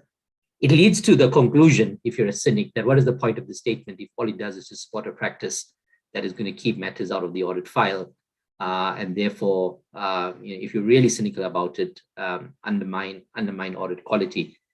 I appreciate it may just be speaking to the reality here, but if practitioners are able to say otherwise, that in fact the risk management would allow them to do these replications, allow them to summarize, allow them to put copies, I think it would be a strong message for me to take back to my constituency to say, don't read this so negatively. In fact, you're going to find stuff. Firms are going to be responsive. Firm methodology is going to allow this to happen. Then simply not going to close the door because the standard use the words need not be here. But that's all I have to say. I really just repeat my overall support for where we are on the whole topic of documentation. Really appreciate the work and appreciate the other improvements that have been made in this area. Thank you. Thank you, Imran. I was going to note two things myself, and maybe could I come in on this beforehand? First, I haven't heard any really comments on the requirement itself, which probably is a reflection of how far the board thinks we've come on the requirement itself. And so, unless I'm wrong on this, I note that for the public record. 127A is actually a paragraph I have a comment on, building off Imran's point a little bit. And I actually think in the English language, if you generally put the main point of the paragraph first as a first sentence, and I actually think the second sentence is the main point. The first sentence is an outcome. It seems to me that the qualifier of however actually goes against my sense of what we're trying to convey there. So I would actually say that the real point is dependent upon the facts and circumstances, the group auditor may decide to replicate, summarize, or retain copies of certain auditor documentation as it goes. And then the outcome of that analysis would be component auditor documentation need not always be replicated in the group audit file or something to the like. But to me, I think the point is about the process by which you get to whether it needs to be replicated or not, notwithstanding Diane's comment of whether that's the right verb. But to me, that I think causes some of the confusion rather than a question of, which is a regulatory issue of whether the file needs to be replicated or not in one instances. The process is what matters to me most here. And I would suggest the task force at least consider flipping it to what the main point is the second sentence and not qualifying it. Ada? Yes, and with a nudge from Josephine, I will happily respond to Imran as to the practitioner view that we've taken to this. And Imran, I just in the way I look at it, and I believe I speak on behalf of the task force, is that clearly the requirements of 2031 need to be incorporated here. So the engagement partner needs to review the significant matters, significant judgments, and other matters that are in his professional judgment important. And there needs to be documentation to support that. And some of those will come from component auditors. And in that sense, you will probably need to get something from the component auditor, and communication in itself may be sufficient because they've brought it together, or the group auditor team has lifted or has looked at something, summarized it, or have replicated it. And Diane, to your comment, I've looked up the definition of replicate versus copy, and a copy is an exact copy. The replication looks like it, but may not be exactly the same. That's at least how I interpret it. So that's why the difference of, that's why both are in there, in my view. So I'm not too worried, Imran, that you need to have sufficient and appropriate audit documentation for at least the 3 elements that I've looked in there, and you want to have a trail that you've done your supervision, direction, and review. So this is not meant to be an angle for risk management of firms to remove as much as possible under the presumption, well, there's a group auditors or the audit documentation of the group auditor of the group audit is the combination of both. So we're going to put as least as possible into the group audit file. That's at least not practice how I have experienced it in the past. And it's not the intent what we have with writing it up in this way. Sorry, Len, I just wanted to clarify and jump in. No, that's fine. That's very, very helpful. Thank you. Thank you. Okay, Imran? I really appreciate that. It was the invitation I made. It was great to hear that. Tom, I thought that your proposal needed a reaction, and that's why you paid the big bucks. You're the chairman. You came up with such a clever idea. So I support your idea. Thank you. I think it changes the whole tone of that paragraph without detracting from the key message. Yeah. Thank you. Thank you, Imran. I hope you're not just flattering me, because I don't deserve any flattery. But hopefully that makes the point. It's the process, and then the outcome could be whether it's in not all the circumstances it's replicated.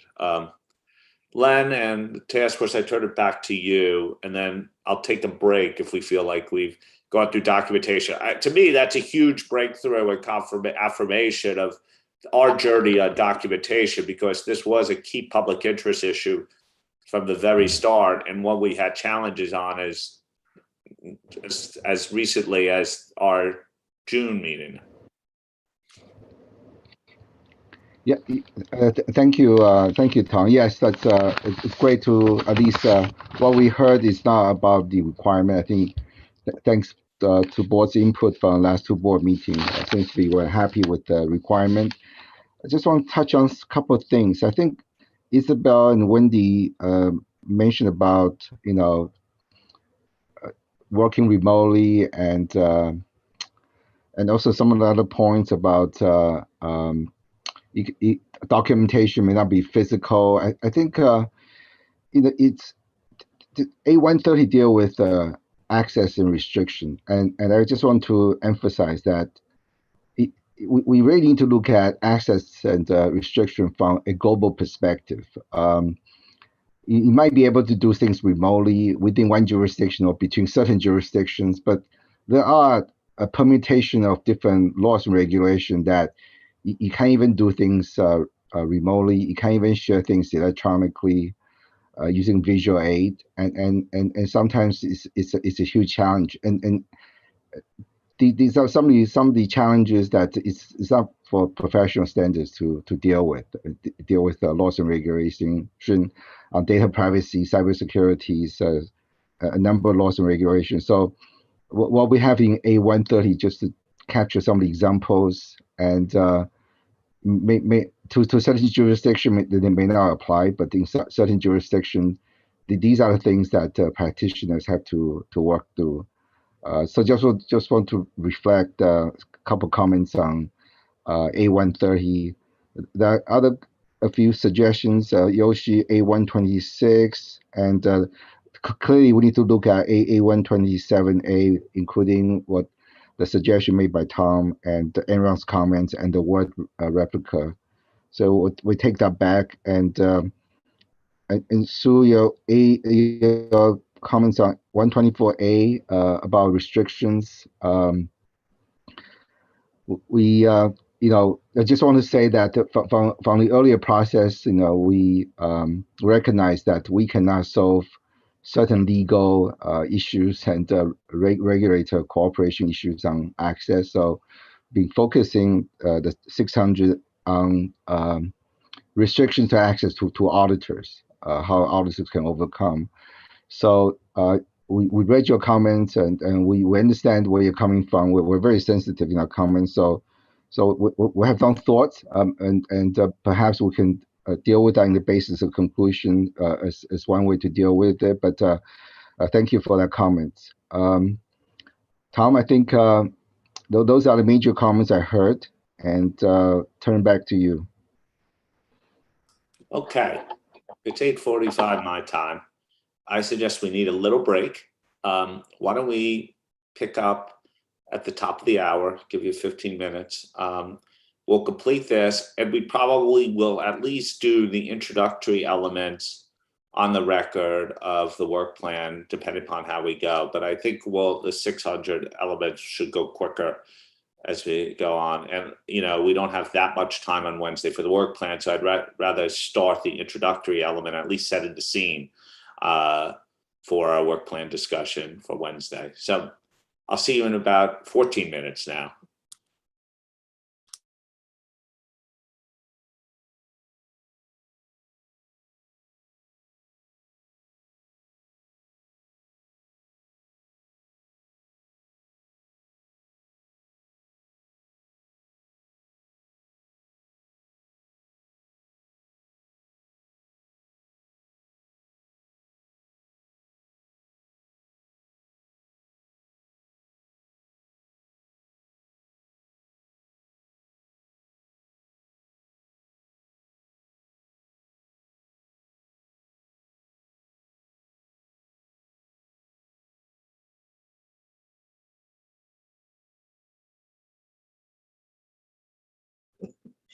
Hi, Josephine.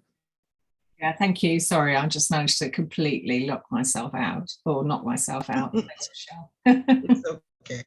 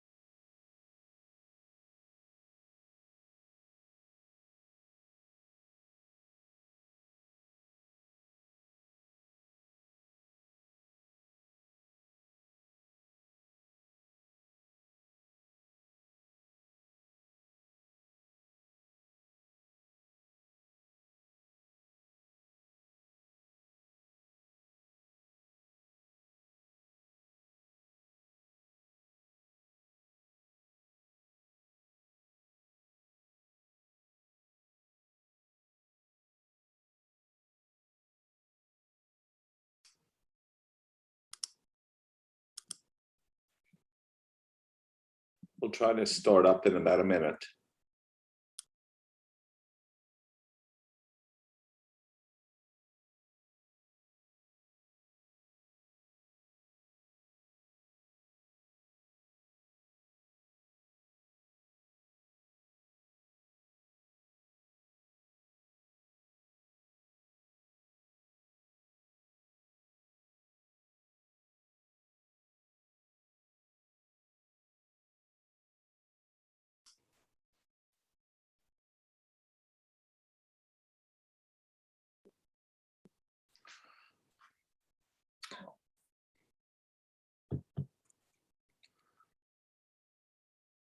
Okay, could everyone start rejoining if they haven't yet?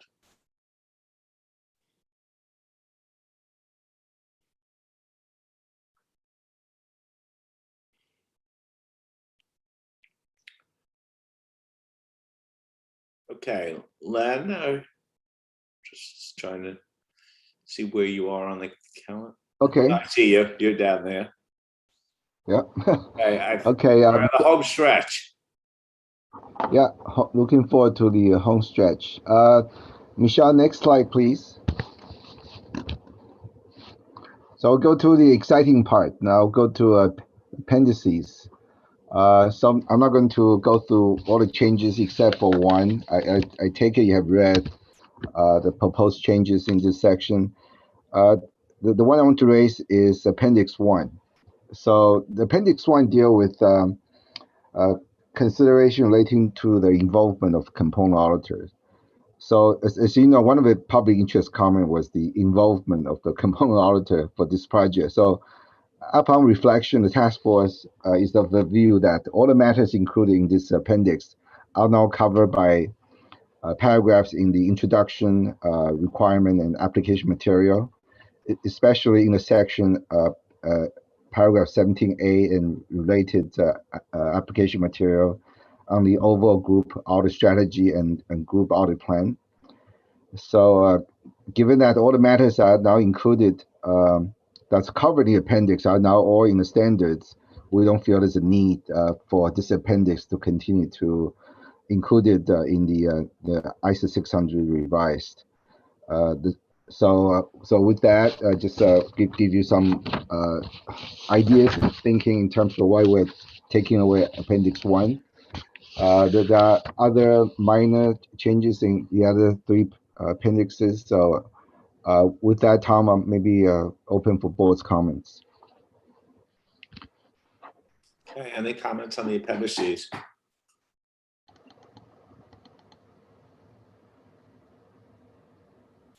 I see no hands up.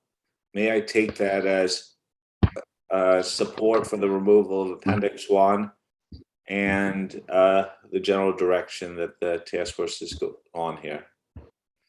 This is your time to object. I see no hand, so I think you got support there, man. Yeah. Okay, and next one is the conforming and consequential amendments. Thank you to those board members who actually sending comments in this area. So just quickly go through the key changes. ISO 220 revised to address comments from the board. Task force deleted paragraph A76 because it's identical to paragraph A40A in ISO 600 revised. Given that the paragraph discussed a matter specific to a group audit, so the task force is of the view that the content of paragraph A40A is better placed in proposed 600 than in ISO 220. Next one is ISO 320 materiality. The task force decided to include a definition of aggregation risk as a consequential amendment to ISO 320, along with the corresponding changes to the definition of performance materiality. This approach is responsive to respondents on the ED 600 that aggregation risk exists in all audits and therefore should be defined in ISO 320, not just in 600. Given the importance of aggregation risk in a group audit, the task force is of the view that the definition should also remain in ISO 600 as well, paragraph A9A. So just want to highlight the conforming consequential amendments in 220 and 320. With that, Tom, happy to take comments in this area. Okay, I'm going to conforming and consequential amendments. Any hands? One sec.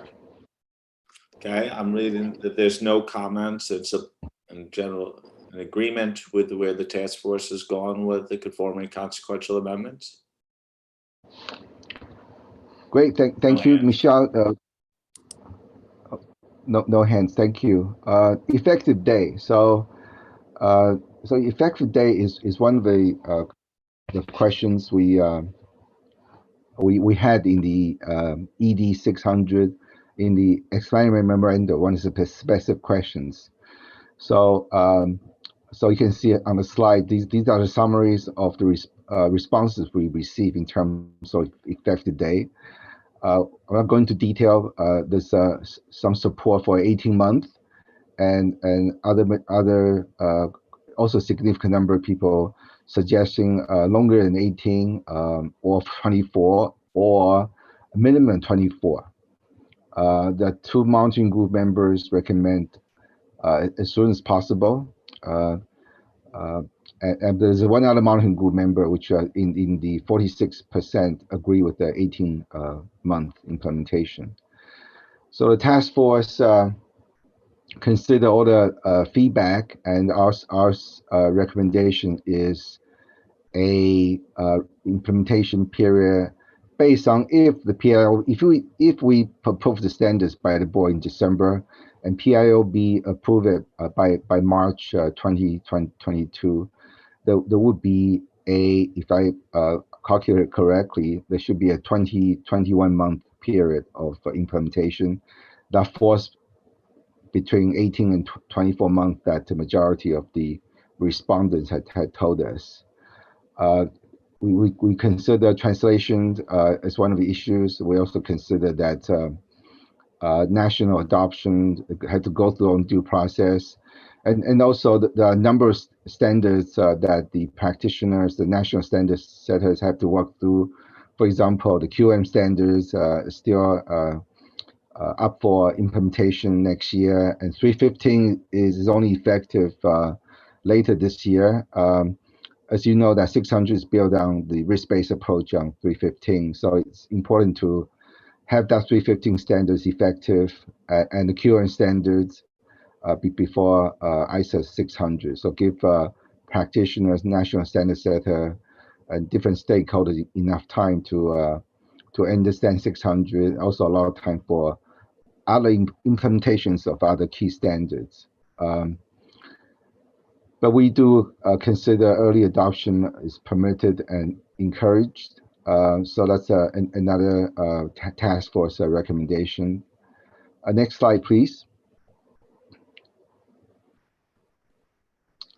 So I talk about one of the questions was the effective day, which I just explained to you, and the other one was one of the key public interest comment, and from the very beginning, and also we have emphasized multiple times the ISO 600 is a special consideration standards, a linkage to other foundational standards, the QM standards, the 315, 330, 230, 320, so forth.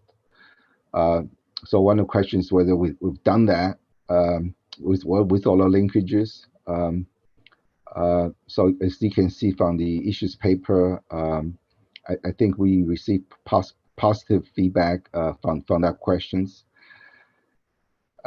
So with that, so we pretty much address all the key questions in the ED. So these were the two last remaining ones. We presented these last two to the board for your considerations. Next slide, please. So the matter for the board consideration is having considered all the respondents' feedback to all the questions in the ED 600. So the board is asked whether there are any issues raised by the respondents, in addition to those summaries that we just provided to the the board, whether it should be considered. So maybe from this point out, maybe Tom, perhaps we can open up for comments in terms of the two questions we summarized in terms of respondent, particularly on the effective dates. Okay, let's for a matter of process. 21 is an important due process issue to come back to at the very end. So can we get the slide 20 back on screen first? Okay, let's take up this slide first. And whether any comments on linkage and translations, effective date. I don't know if Jim Dowkin, we did have effective date's a very specific matter that was discussed at CAG, and for the benefit of the board, it may be useful to give a flavor of what the CAG inputted on this topic. Tom, I think we were supportive of the dates that were proposed, in part because just the time frame to make changes, and so the CAG was supportive of where we were headed in the discussion. And I remember that amongst the regulators and investors in the room, there was strong encouragement on the early adoption point, if possible. Right. If I'm correct. Yes. Okay. Okay. So, any comments on this section? If not, if there's no desire for comment, I do want to get at least an affirmation at this board about the effective date, if that's where we're going to go. Is the board supportive of the approach on effective date, including the encouragement of early adoption? Anyone not supportive? No one is, everyone I've seen is supportive of that approach. Okay, now I'll deal with the next slide. And I just want to make sure whether there are any other issues raised by respondents in addition to those summarized by the task force that should be considered and finalize the proposed ISO 600. Anyone want to raise any issues here that you want the task force to consider before they bring a final proposal to the board? Remember, this is of issues that aren't already under consideration. I see no hands here, Len, so I feel confident that we are considering all the issues that have been raised. Okay, back to you, Len.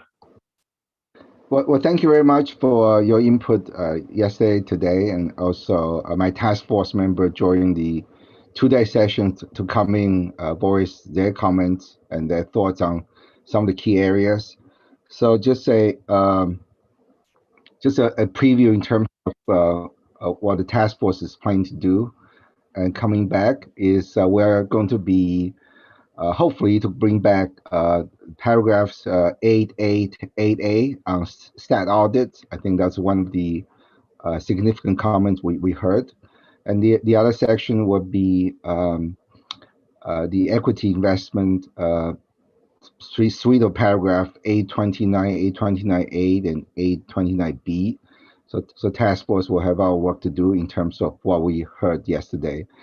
And also we are hoping to look at 45A based on the discussion during our first session today, the intent, these incremental requirements, and that rigorous positive determination in terms of whether to the extent language. So those are the ones that we plan to bring back, and hopefully we'll have something for you Thursday based on the timetable that's listed in the meeting agenda, and we're looking forward to your comments on Friday. Okay, at this point, it would be appropriate for me to pause and allow if Karen, you have any perspective, having heard the debate today on behalf of the PIOB. Thanks so much, Tom.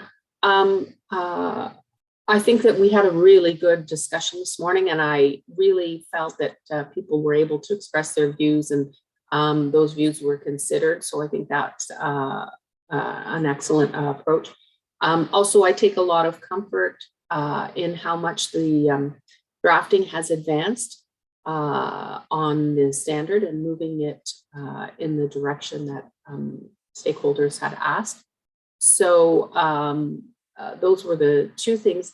The effective date, I wondered about the monitoring group comments for as soon as possible, but you've said that the CAG was agreeable to the effective date with possibility of early adoption. So that also makes me feel that the public interest issues have been addressed. So thank you, Tom. Thank you. And Jim, I've called on you a couple of times, but do you feel as if all the CAG comments were appropriately reflected and considered in the discussion, and that we're having a fulsome dialogue here?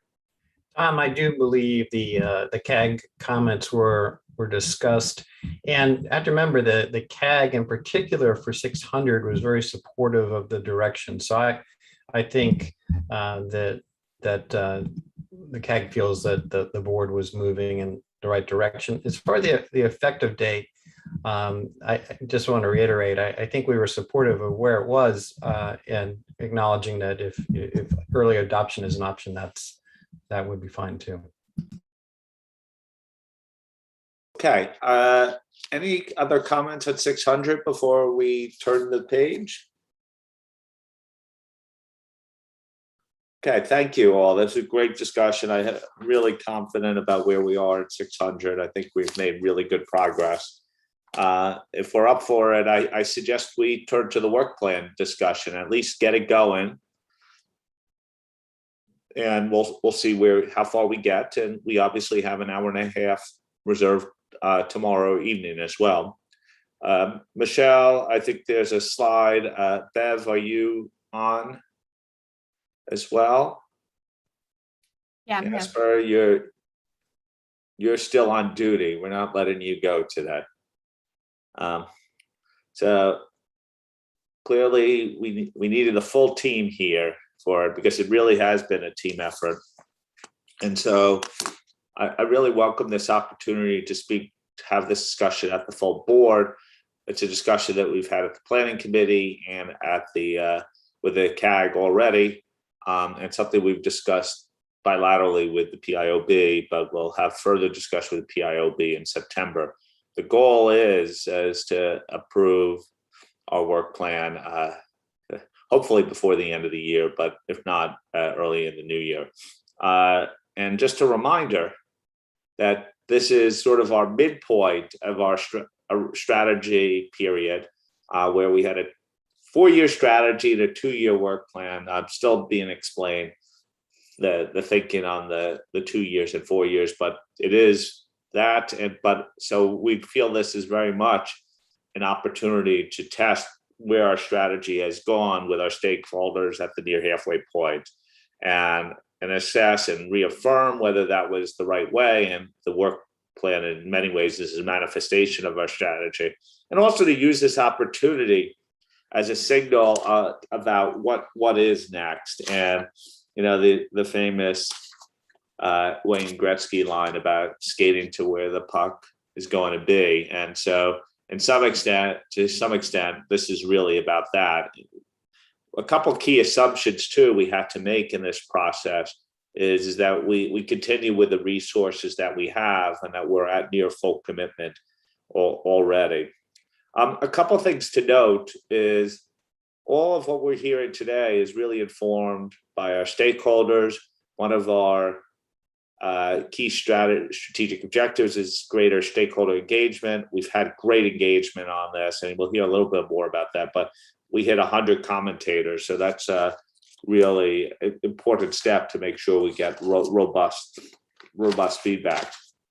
The other thing I wanted to also say is I feel like we're at an inflection point. We've focused on a lot of the core of audit standards, and what our work plan going forward really should look at the diversification of the needs that we're seeing on the profession and on audit and assurance, and how the public interest is demanding either specific focus on public interest issues or broader stakeholder needs beyond audit. So I think that's what we're trying to convey here, give a sense of what's next, even though our plate is quite full today.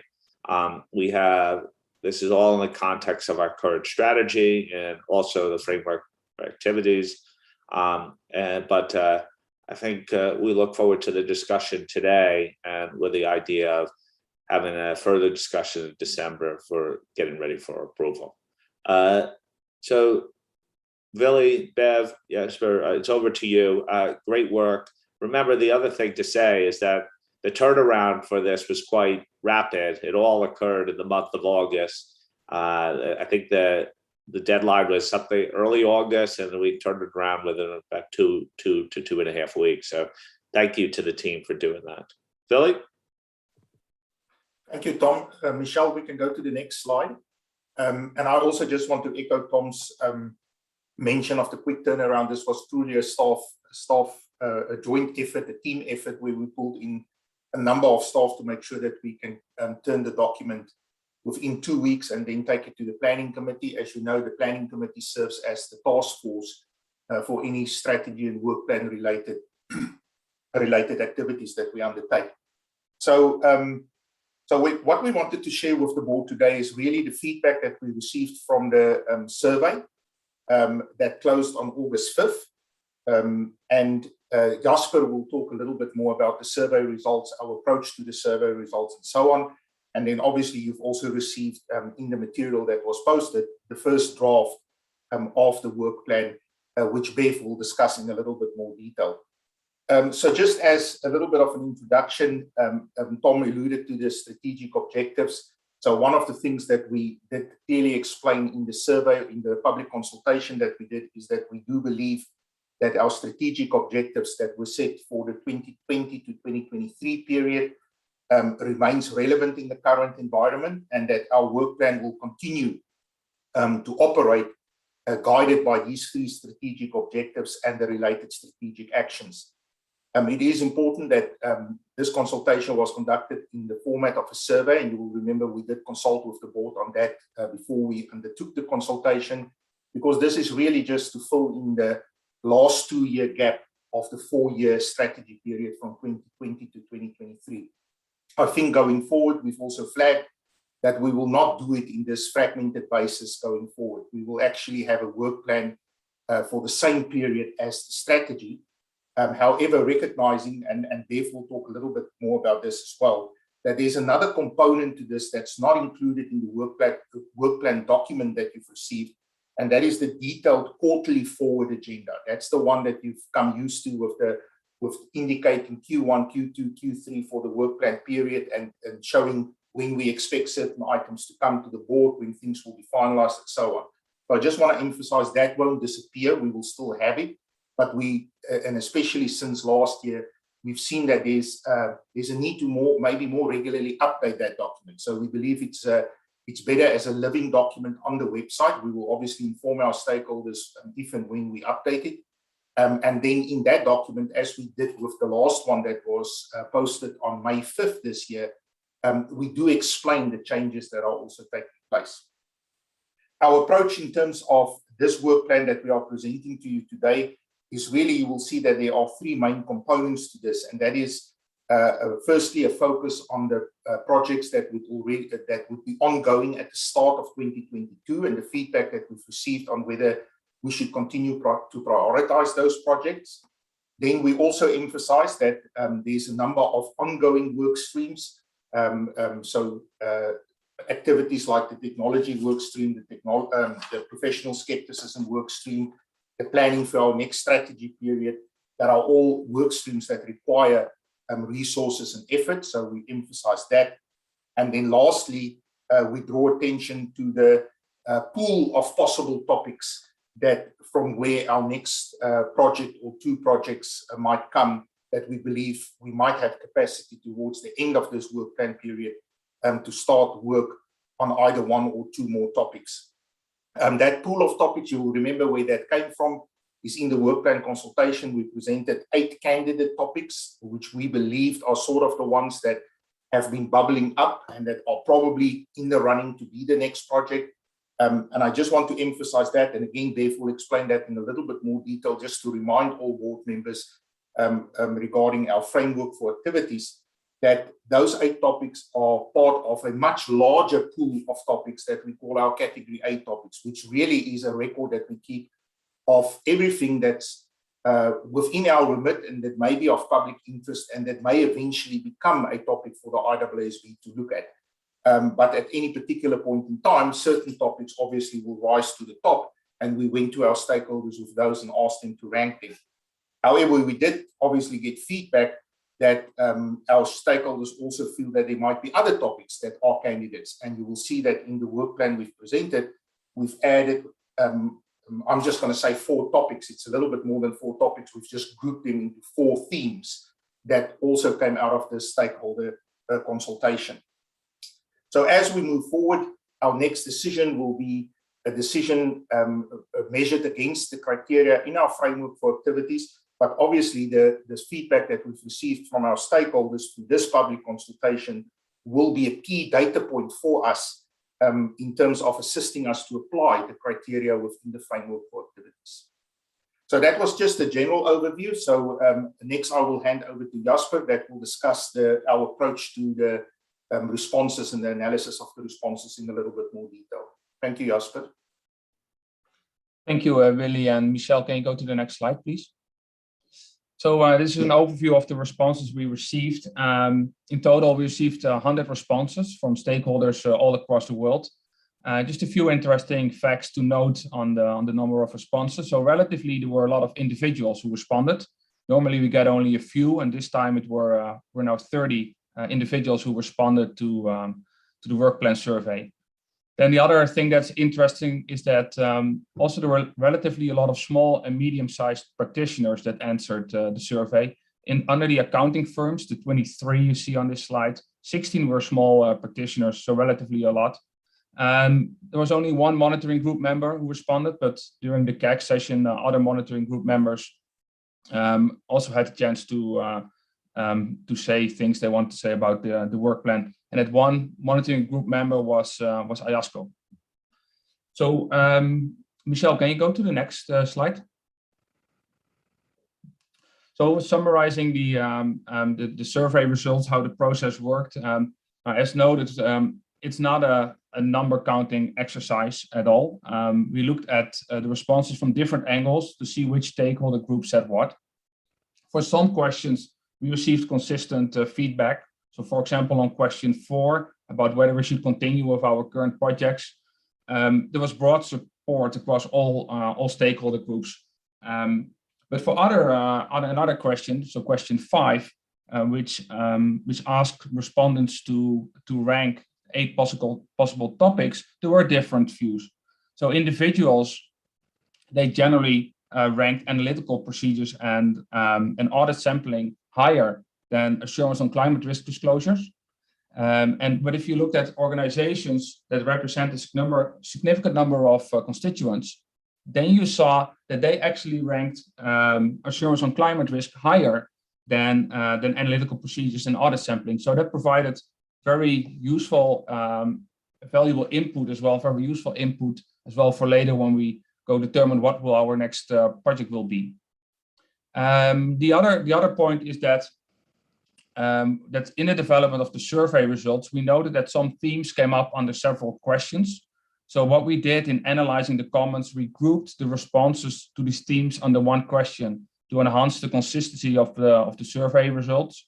So for example, we grouped all comments related to audit evidence and ISO 500 more broadly together under the question related to the current work plan. So question 4, given our current project on audit evidence. It's a way how we managed all these comments and to get a consistent approach. So now the significant team effort was already mentioned by Willy and Tom, so I won't repeat that. So Michelle, can we go to the next slide?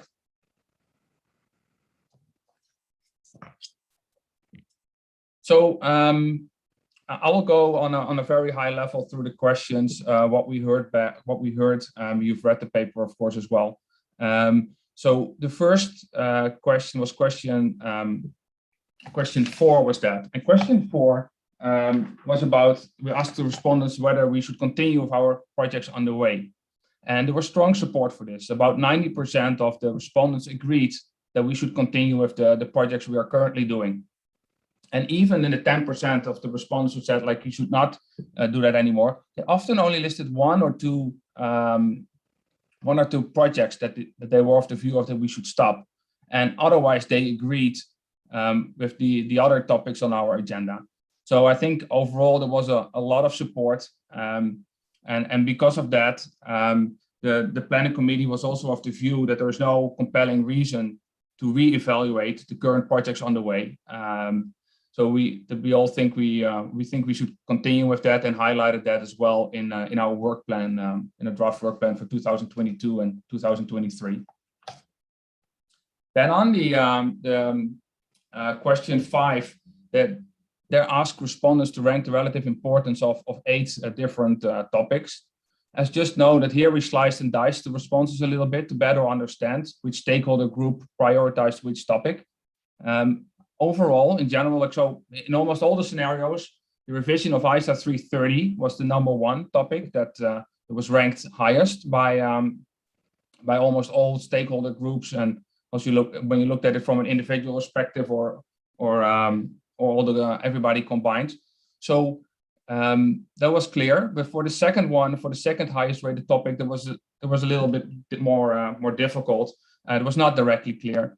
So there was much support for the 3 topics that are here: analytical procedures, so a revision of ISA 520, audit sampling, revision of ISA 530, and then the assurance on climate change disclosures. So those were generally the 3 topics that were the second highest rated. It was also, I think, important to note that the other 4 topics, even though they weren't rated as the highest, still got quite a bit of support from stakeholders. Were even on the lowest ranked topic, there were still stakeholders who supported that and thought we should undertake a project on it. So based on that, the planning committee was of the view that all of these topics, all of the 8 candidate topics, should be included in the table that lists the possible future topics. Then on the additional topics identified, that's question number 6. So question 6 asked respondents to identify any additional topics beyond the 8 that were included in question 5. The topic that came up most was assurance on non-financial information. Many respondents noted that the IAASB should address that more broadly. So we had under question 5, assurance on climate-related disclosures, but I thought that was too specific and that we should start a broader topic on this, also based on the developments in the world. And in that regard, especially the developments in the European Union were mentioned. Then another group, the second topic that came up was technology. Respondents were of the view that we should look at the topic more holistically than we're currently doing, and therefore thought that this topic, we should add that to our agenda. They also asked for clarity on the auditor's responsibilities related to cyber risks. Then the third topic that was mentioned was materiality. On materiality, it was noted that the interpretation of the concepts of materiality and performance materiality were used different between firms, resulting in inconsistencies in practice, and therefore they asked for a revision of ISA 320. And given that several respondents noted these topics, but actually by far the most respondents noted assurance on non-financial information, we added all 3 in to the list of possible future topics in the work plan. So you will see those come back in our work plan as well. Then the last question, question 7, asks respondents for any narrow scope maintenance projects. Here it's important to note that not that many, relatively to the other questions, not that many respondents answered this question. So we did identify 3 areas in this for this question, and that was the ISRE 2410, so review engagements. Then ISA 501 and ISA 505, that we could do some narrow scope maintenance there. And the last one that was mentioned was ISA 720 as well. So like looking at this as well, and so in addition to these topics, the planning committee did identify some other possibilities for narrow scope maintenance, and those are all included in the list of future topics in the work plan. So that's on a very high level what is in the paper as well, what we've heard from respondents. And Bev, maybe can you explain a bit more on how the framework for activities will come into play with these results? Thanks, Jasper. Michelle, if I can have the next slide, please. So before we start talking about the work plan, I thought I would just remind everybody about the framework for activities and sort of the new process that we have in place now to select our new topics. So we agreed on this framework for activities as we went into the strategy period. So this is the first time that we're really putting some of our topics through this. It is new. Obviously, with all new things, we need to remember where we are. We may need to sort of guide our way a little bit. We've now done the strategy consultation, or sorry, the work plan consultation, but I'll explain how it all sort of fits together. But just back to the framework for activities for a little bit of context, because really it frames how the new topics get selected. So we have the 4 components of our framework for activities, of which the first one really is the information gathering and the research components. And within this information gathering and research component, we have 3 categories of topics, and I'll run through them. So we start really with category A topics. So this is all the possible topics that we could possibly do something on. And we collect all of those topics through various means. We can do them through scanning the environment. We get information from other projects. For example, on 315, we got a lot of comments about 240 and 330. And we get comments from outreach. We do post-implementation reviews. We do surveys, lots of different sources. So what we do is we collect all of this information in a big spreadsheet. It's by ISA, and then obviously some other sort of topic-related worksheets within that spreadsheet, and we collect it all. And what we see from that is sort of those topics that are getting a lot more attention in the environment. So once we've collected them and we see the topics sort of bubbling up, we will start to have a look at them on whether something needs to be done. And then if you remember from the framework for activities, we've now got criteria. So to move from category A to category B, we've got criteria that we put the topics through. So I'll just remind you about the criteria. So the board action would be in the public interest. There's an alignment with the board's remit, i.e. our focus is on standard setting. There's a prevalence of the issue globally. So there may be something that's happening in a certain jurisdiction or a certain region, but perhaps it isn't a global issue. The board action is necessary to maintain or enhance engagement quality, and there's an urgency for us to do something. So we put the topics through these criteria, and that's how they sort of get into category B. And then category B is much more focused work effort to try and sort of work out what the issues are and is there actually something to be done in this area. And then at some point we go into category C, and it's at that point that we sort of set up a more formal working group. We start having board plenary discussions. And so the topic will have moved into category C, and we're starting to scope a project. And that project can go either into standard setting, into non-authoritative guidance, narrow scope maintenance, or non-authoritative materials. And so through all of those discussions, we will come out with our new project or initiative that then moves forward. So there's a lot of transparency in this process as to how we actually select our next topic. So fraud and going concern are really good examples of how it went through this process. So they bubbled up sort of at the end of 2019. In March 2020, we started to do some work because we knew that they sort of met the criteria. So we went from category A to category B. There was probably more focused staff effort for the large majority of last year, and towards the end of the year, we set up working groups and we came into the board plenary sessions for discussions. So both of those topics are now in category C as we try to scope the projects on them. So you can sort of see the process in action on those two as examples. And where we are now on our new topics, and we'll talk a little bit how they fit into the work plan, is they're all still sitting in category A. So the list that is currently in table B of the draft work plan are the ones that have sort of bubbled up. So those are the ones that we think there's potential, and we will, during the course of next year, start to put those through the criteria to see what our next topics are. We'll then apply the criteria. We'll think a little bit more about the responses that we've got from our consultation, put that all together, have discussions with the board, and that's how we will select our new topic that will come onto the work plan once capacity opens up. So just a little reminder of how the framework for activities works and how those topics in category B will come onto the work plan. I think we have already received some comments that perhaps in that table B, there is perhaps a suggestion we're going to do all of those topics. It's not at all the case. We will need to select from those topics as to what comes, but I'll talk about that as we go through the work plan. So Michelle, if I could please have the next slide.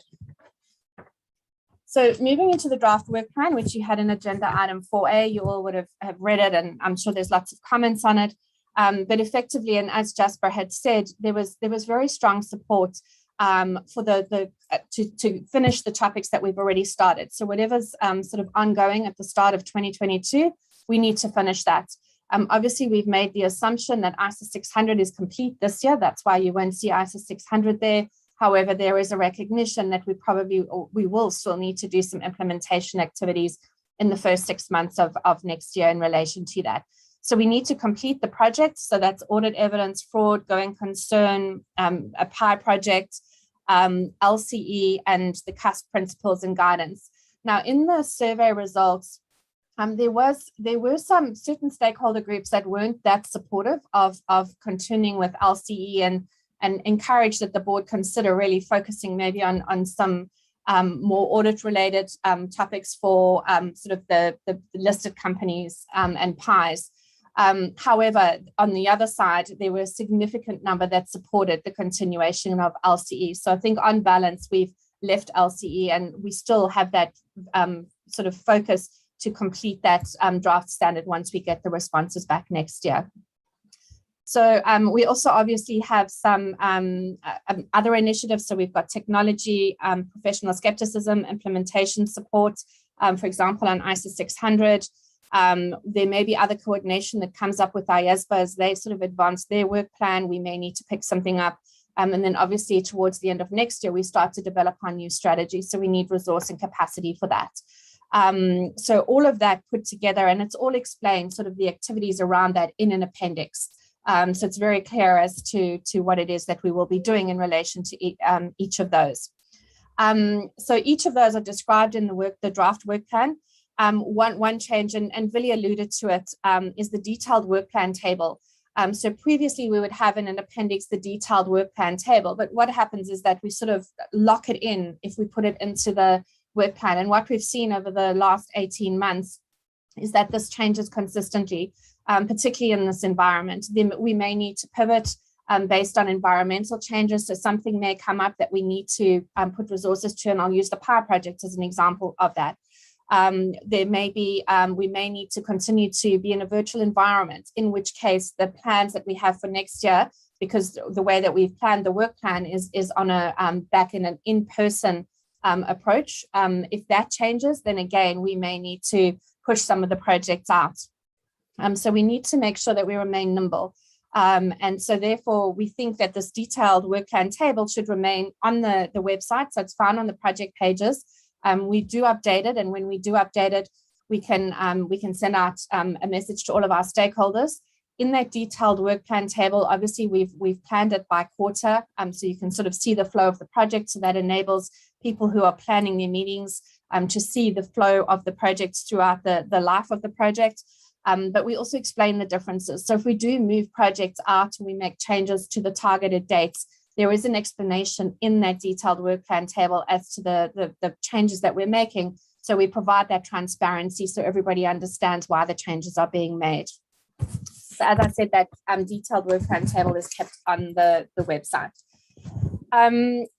We then have, so that's all detailed in table A, and we sort of explain that in the draft work plan. We then have table B, which is the new possible topics. I've sort of explained a little bit about how those come about. What will happen is, if we remember that we need to start working and thinking about what those new possible topics are, and it's usually done at a staff level. So there will be some initial discussions likely during next year in anticipation that we will have capacity and resource opening up in 2023.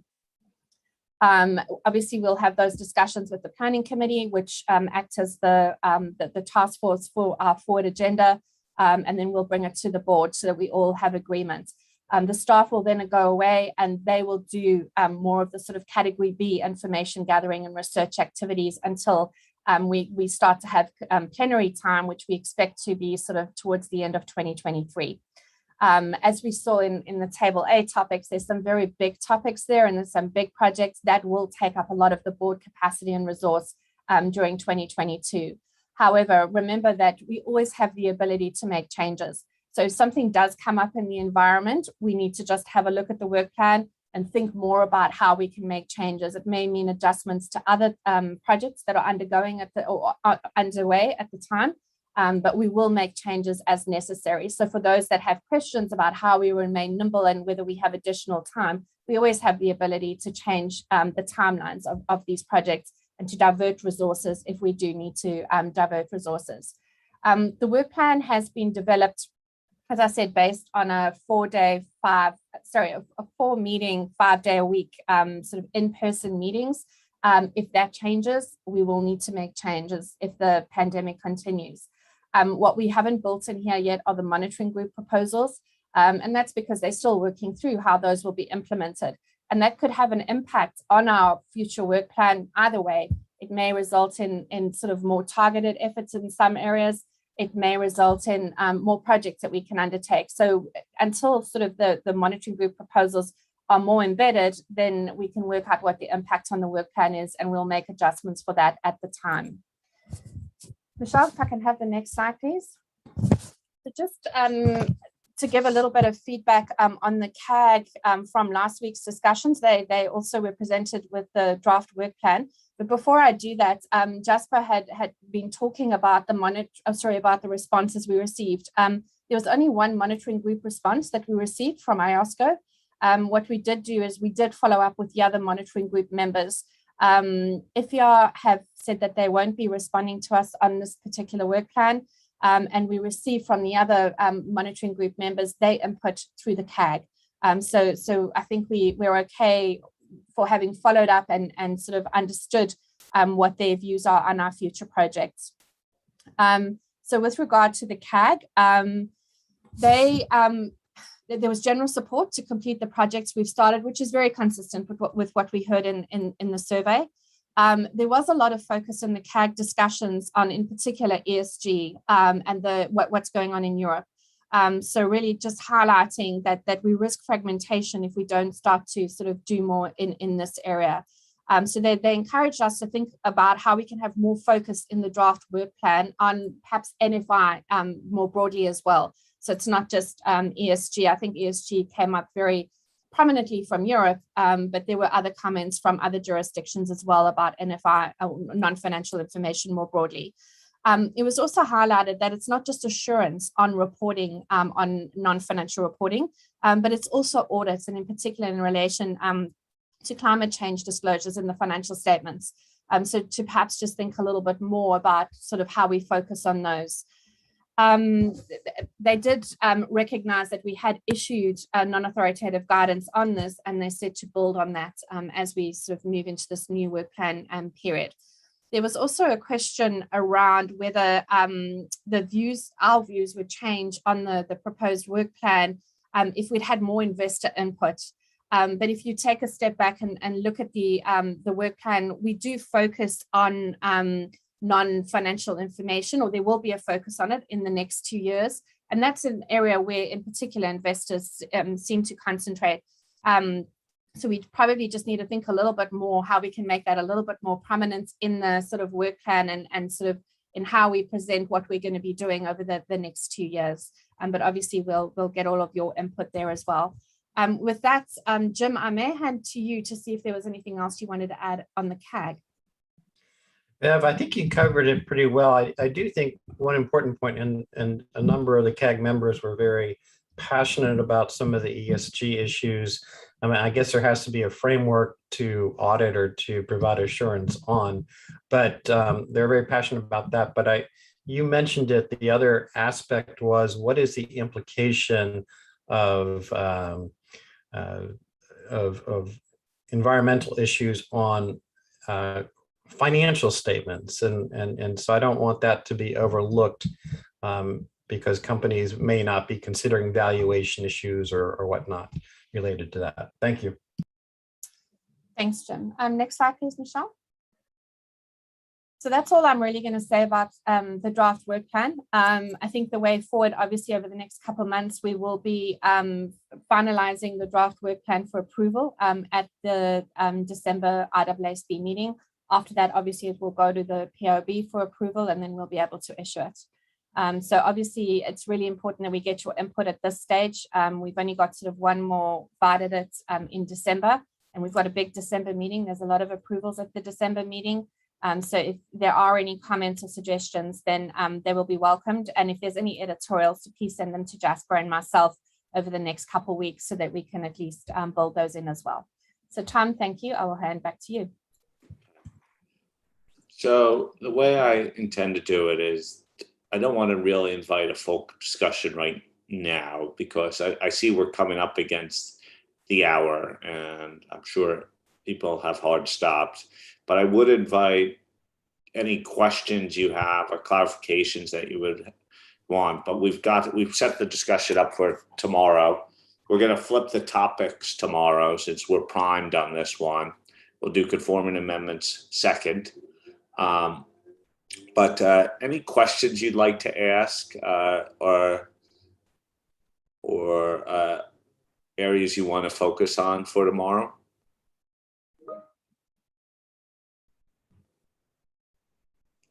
Any surprises? One of the things the CAG did discuss ESG and non-financial information quite a bit.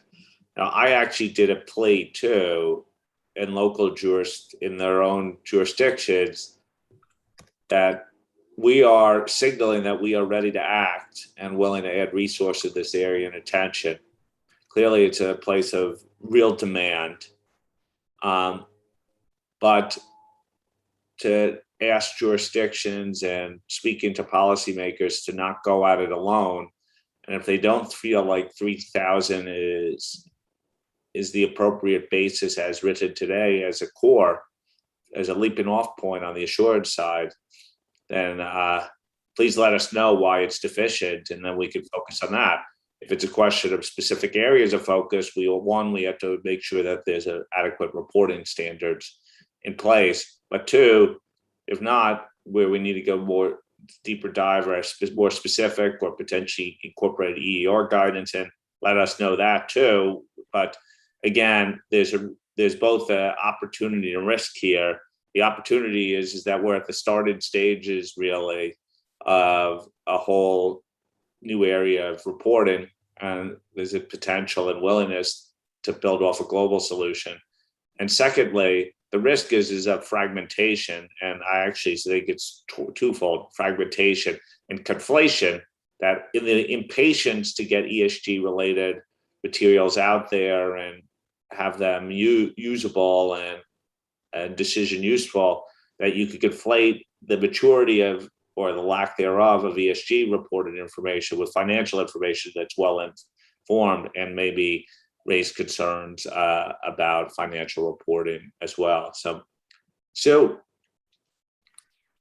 thanks. There's maybe a clarification that we could pick up tomorrow, but I had a question really about the timelines for the projects in process. And I hear what Bev says about keeping the detailed work plan on the website, but that hasn't been updated. And I know from the presentation I gave to the CAG last week that there has been a change in the expected timeline in audit evidence. So I'm not sure whether I've missed something, but I think it would just be helpful as part of the transparency of the discussion to have a kind of overview of any changes that we're anticipating in the projects in process as well, please. Yeah, maybe Tom, I can also just come in there. So Sue, what we also want to do is to actually update that detailed work plan table also in this period leading up to December. So last week when Tom was in New York, the management team spent the whole day with Tom also discussing the forward agenda, where we really get into that detailed breakdown, and we will be taking that to the planning committee at the end of September. So as soon as it's through that process, we will be in a position to also update the detailed work plan table. Josephine.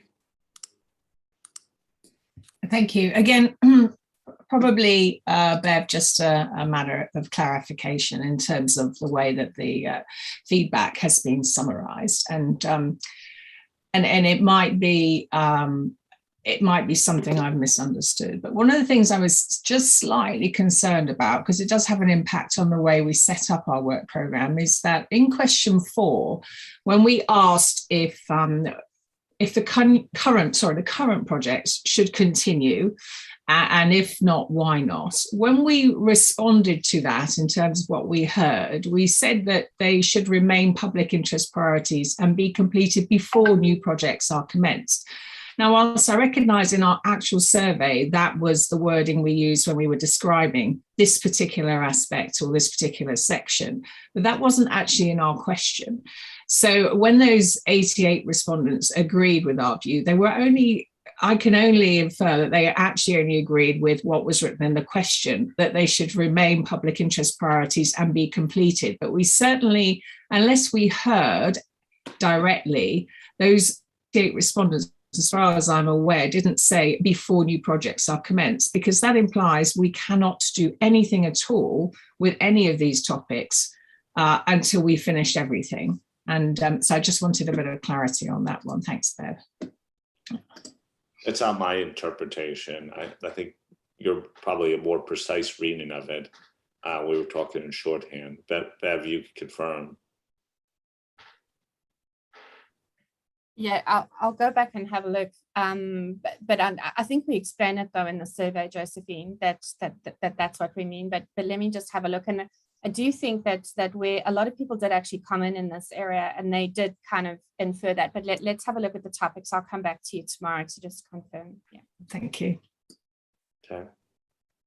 Any other questions, comments before we'll take this back up tomorrow? But we were just worried that an hour and a half would not be enough, and we wanted to set the stage for the conversation. Okay, anything else that people would like to raise before we close today? I see no hands. Really good discussions today. I look forward to the work plan discussion tomorrow afternoon. Billy or Steve, you want to just remind people where we are on minutes right now? I think they've been distributed.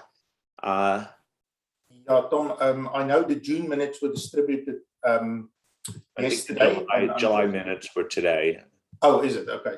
Because I'm just checking here on my emails, but according to me, the July minutes were ready to go. So if the email has not gone out yet, it should go out in the next hour or so, because they have been cleared and ready to be distributed. Yeah, they were distributed. I received it. Okay. So you want any comments back by when? By noon on Thursday, and then we can affect those changes, and then we can approve on Friday. Okay. Thank you all. Again, thank you for your time. We'll see you tomorrow afternoon, my time, 4 p.m. We'll begin with a work plan. We've allocated half the time for that, and then half the time for conforming amendments as a result of the QM standards. So thank you, and have a great rest of the day.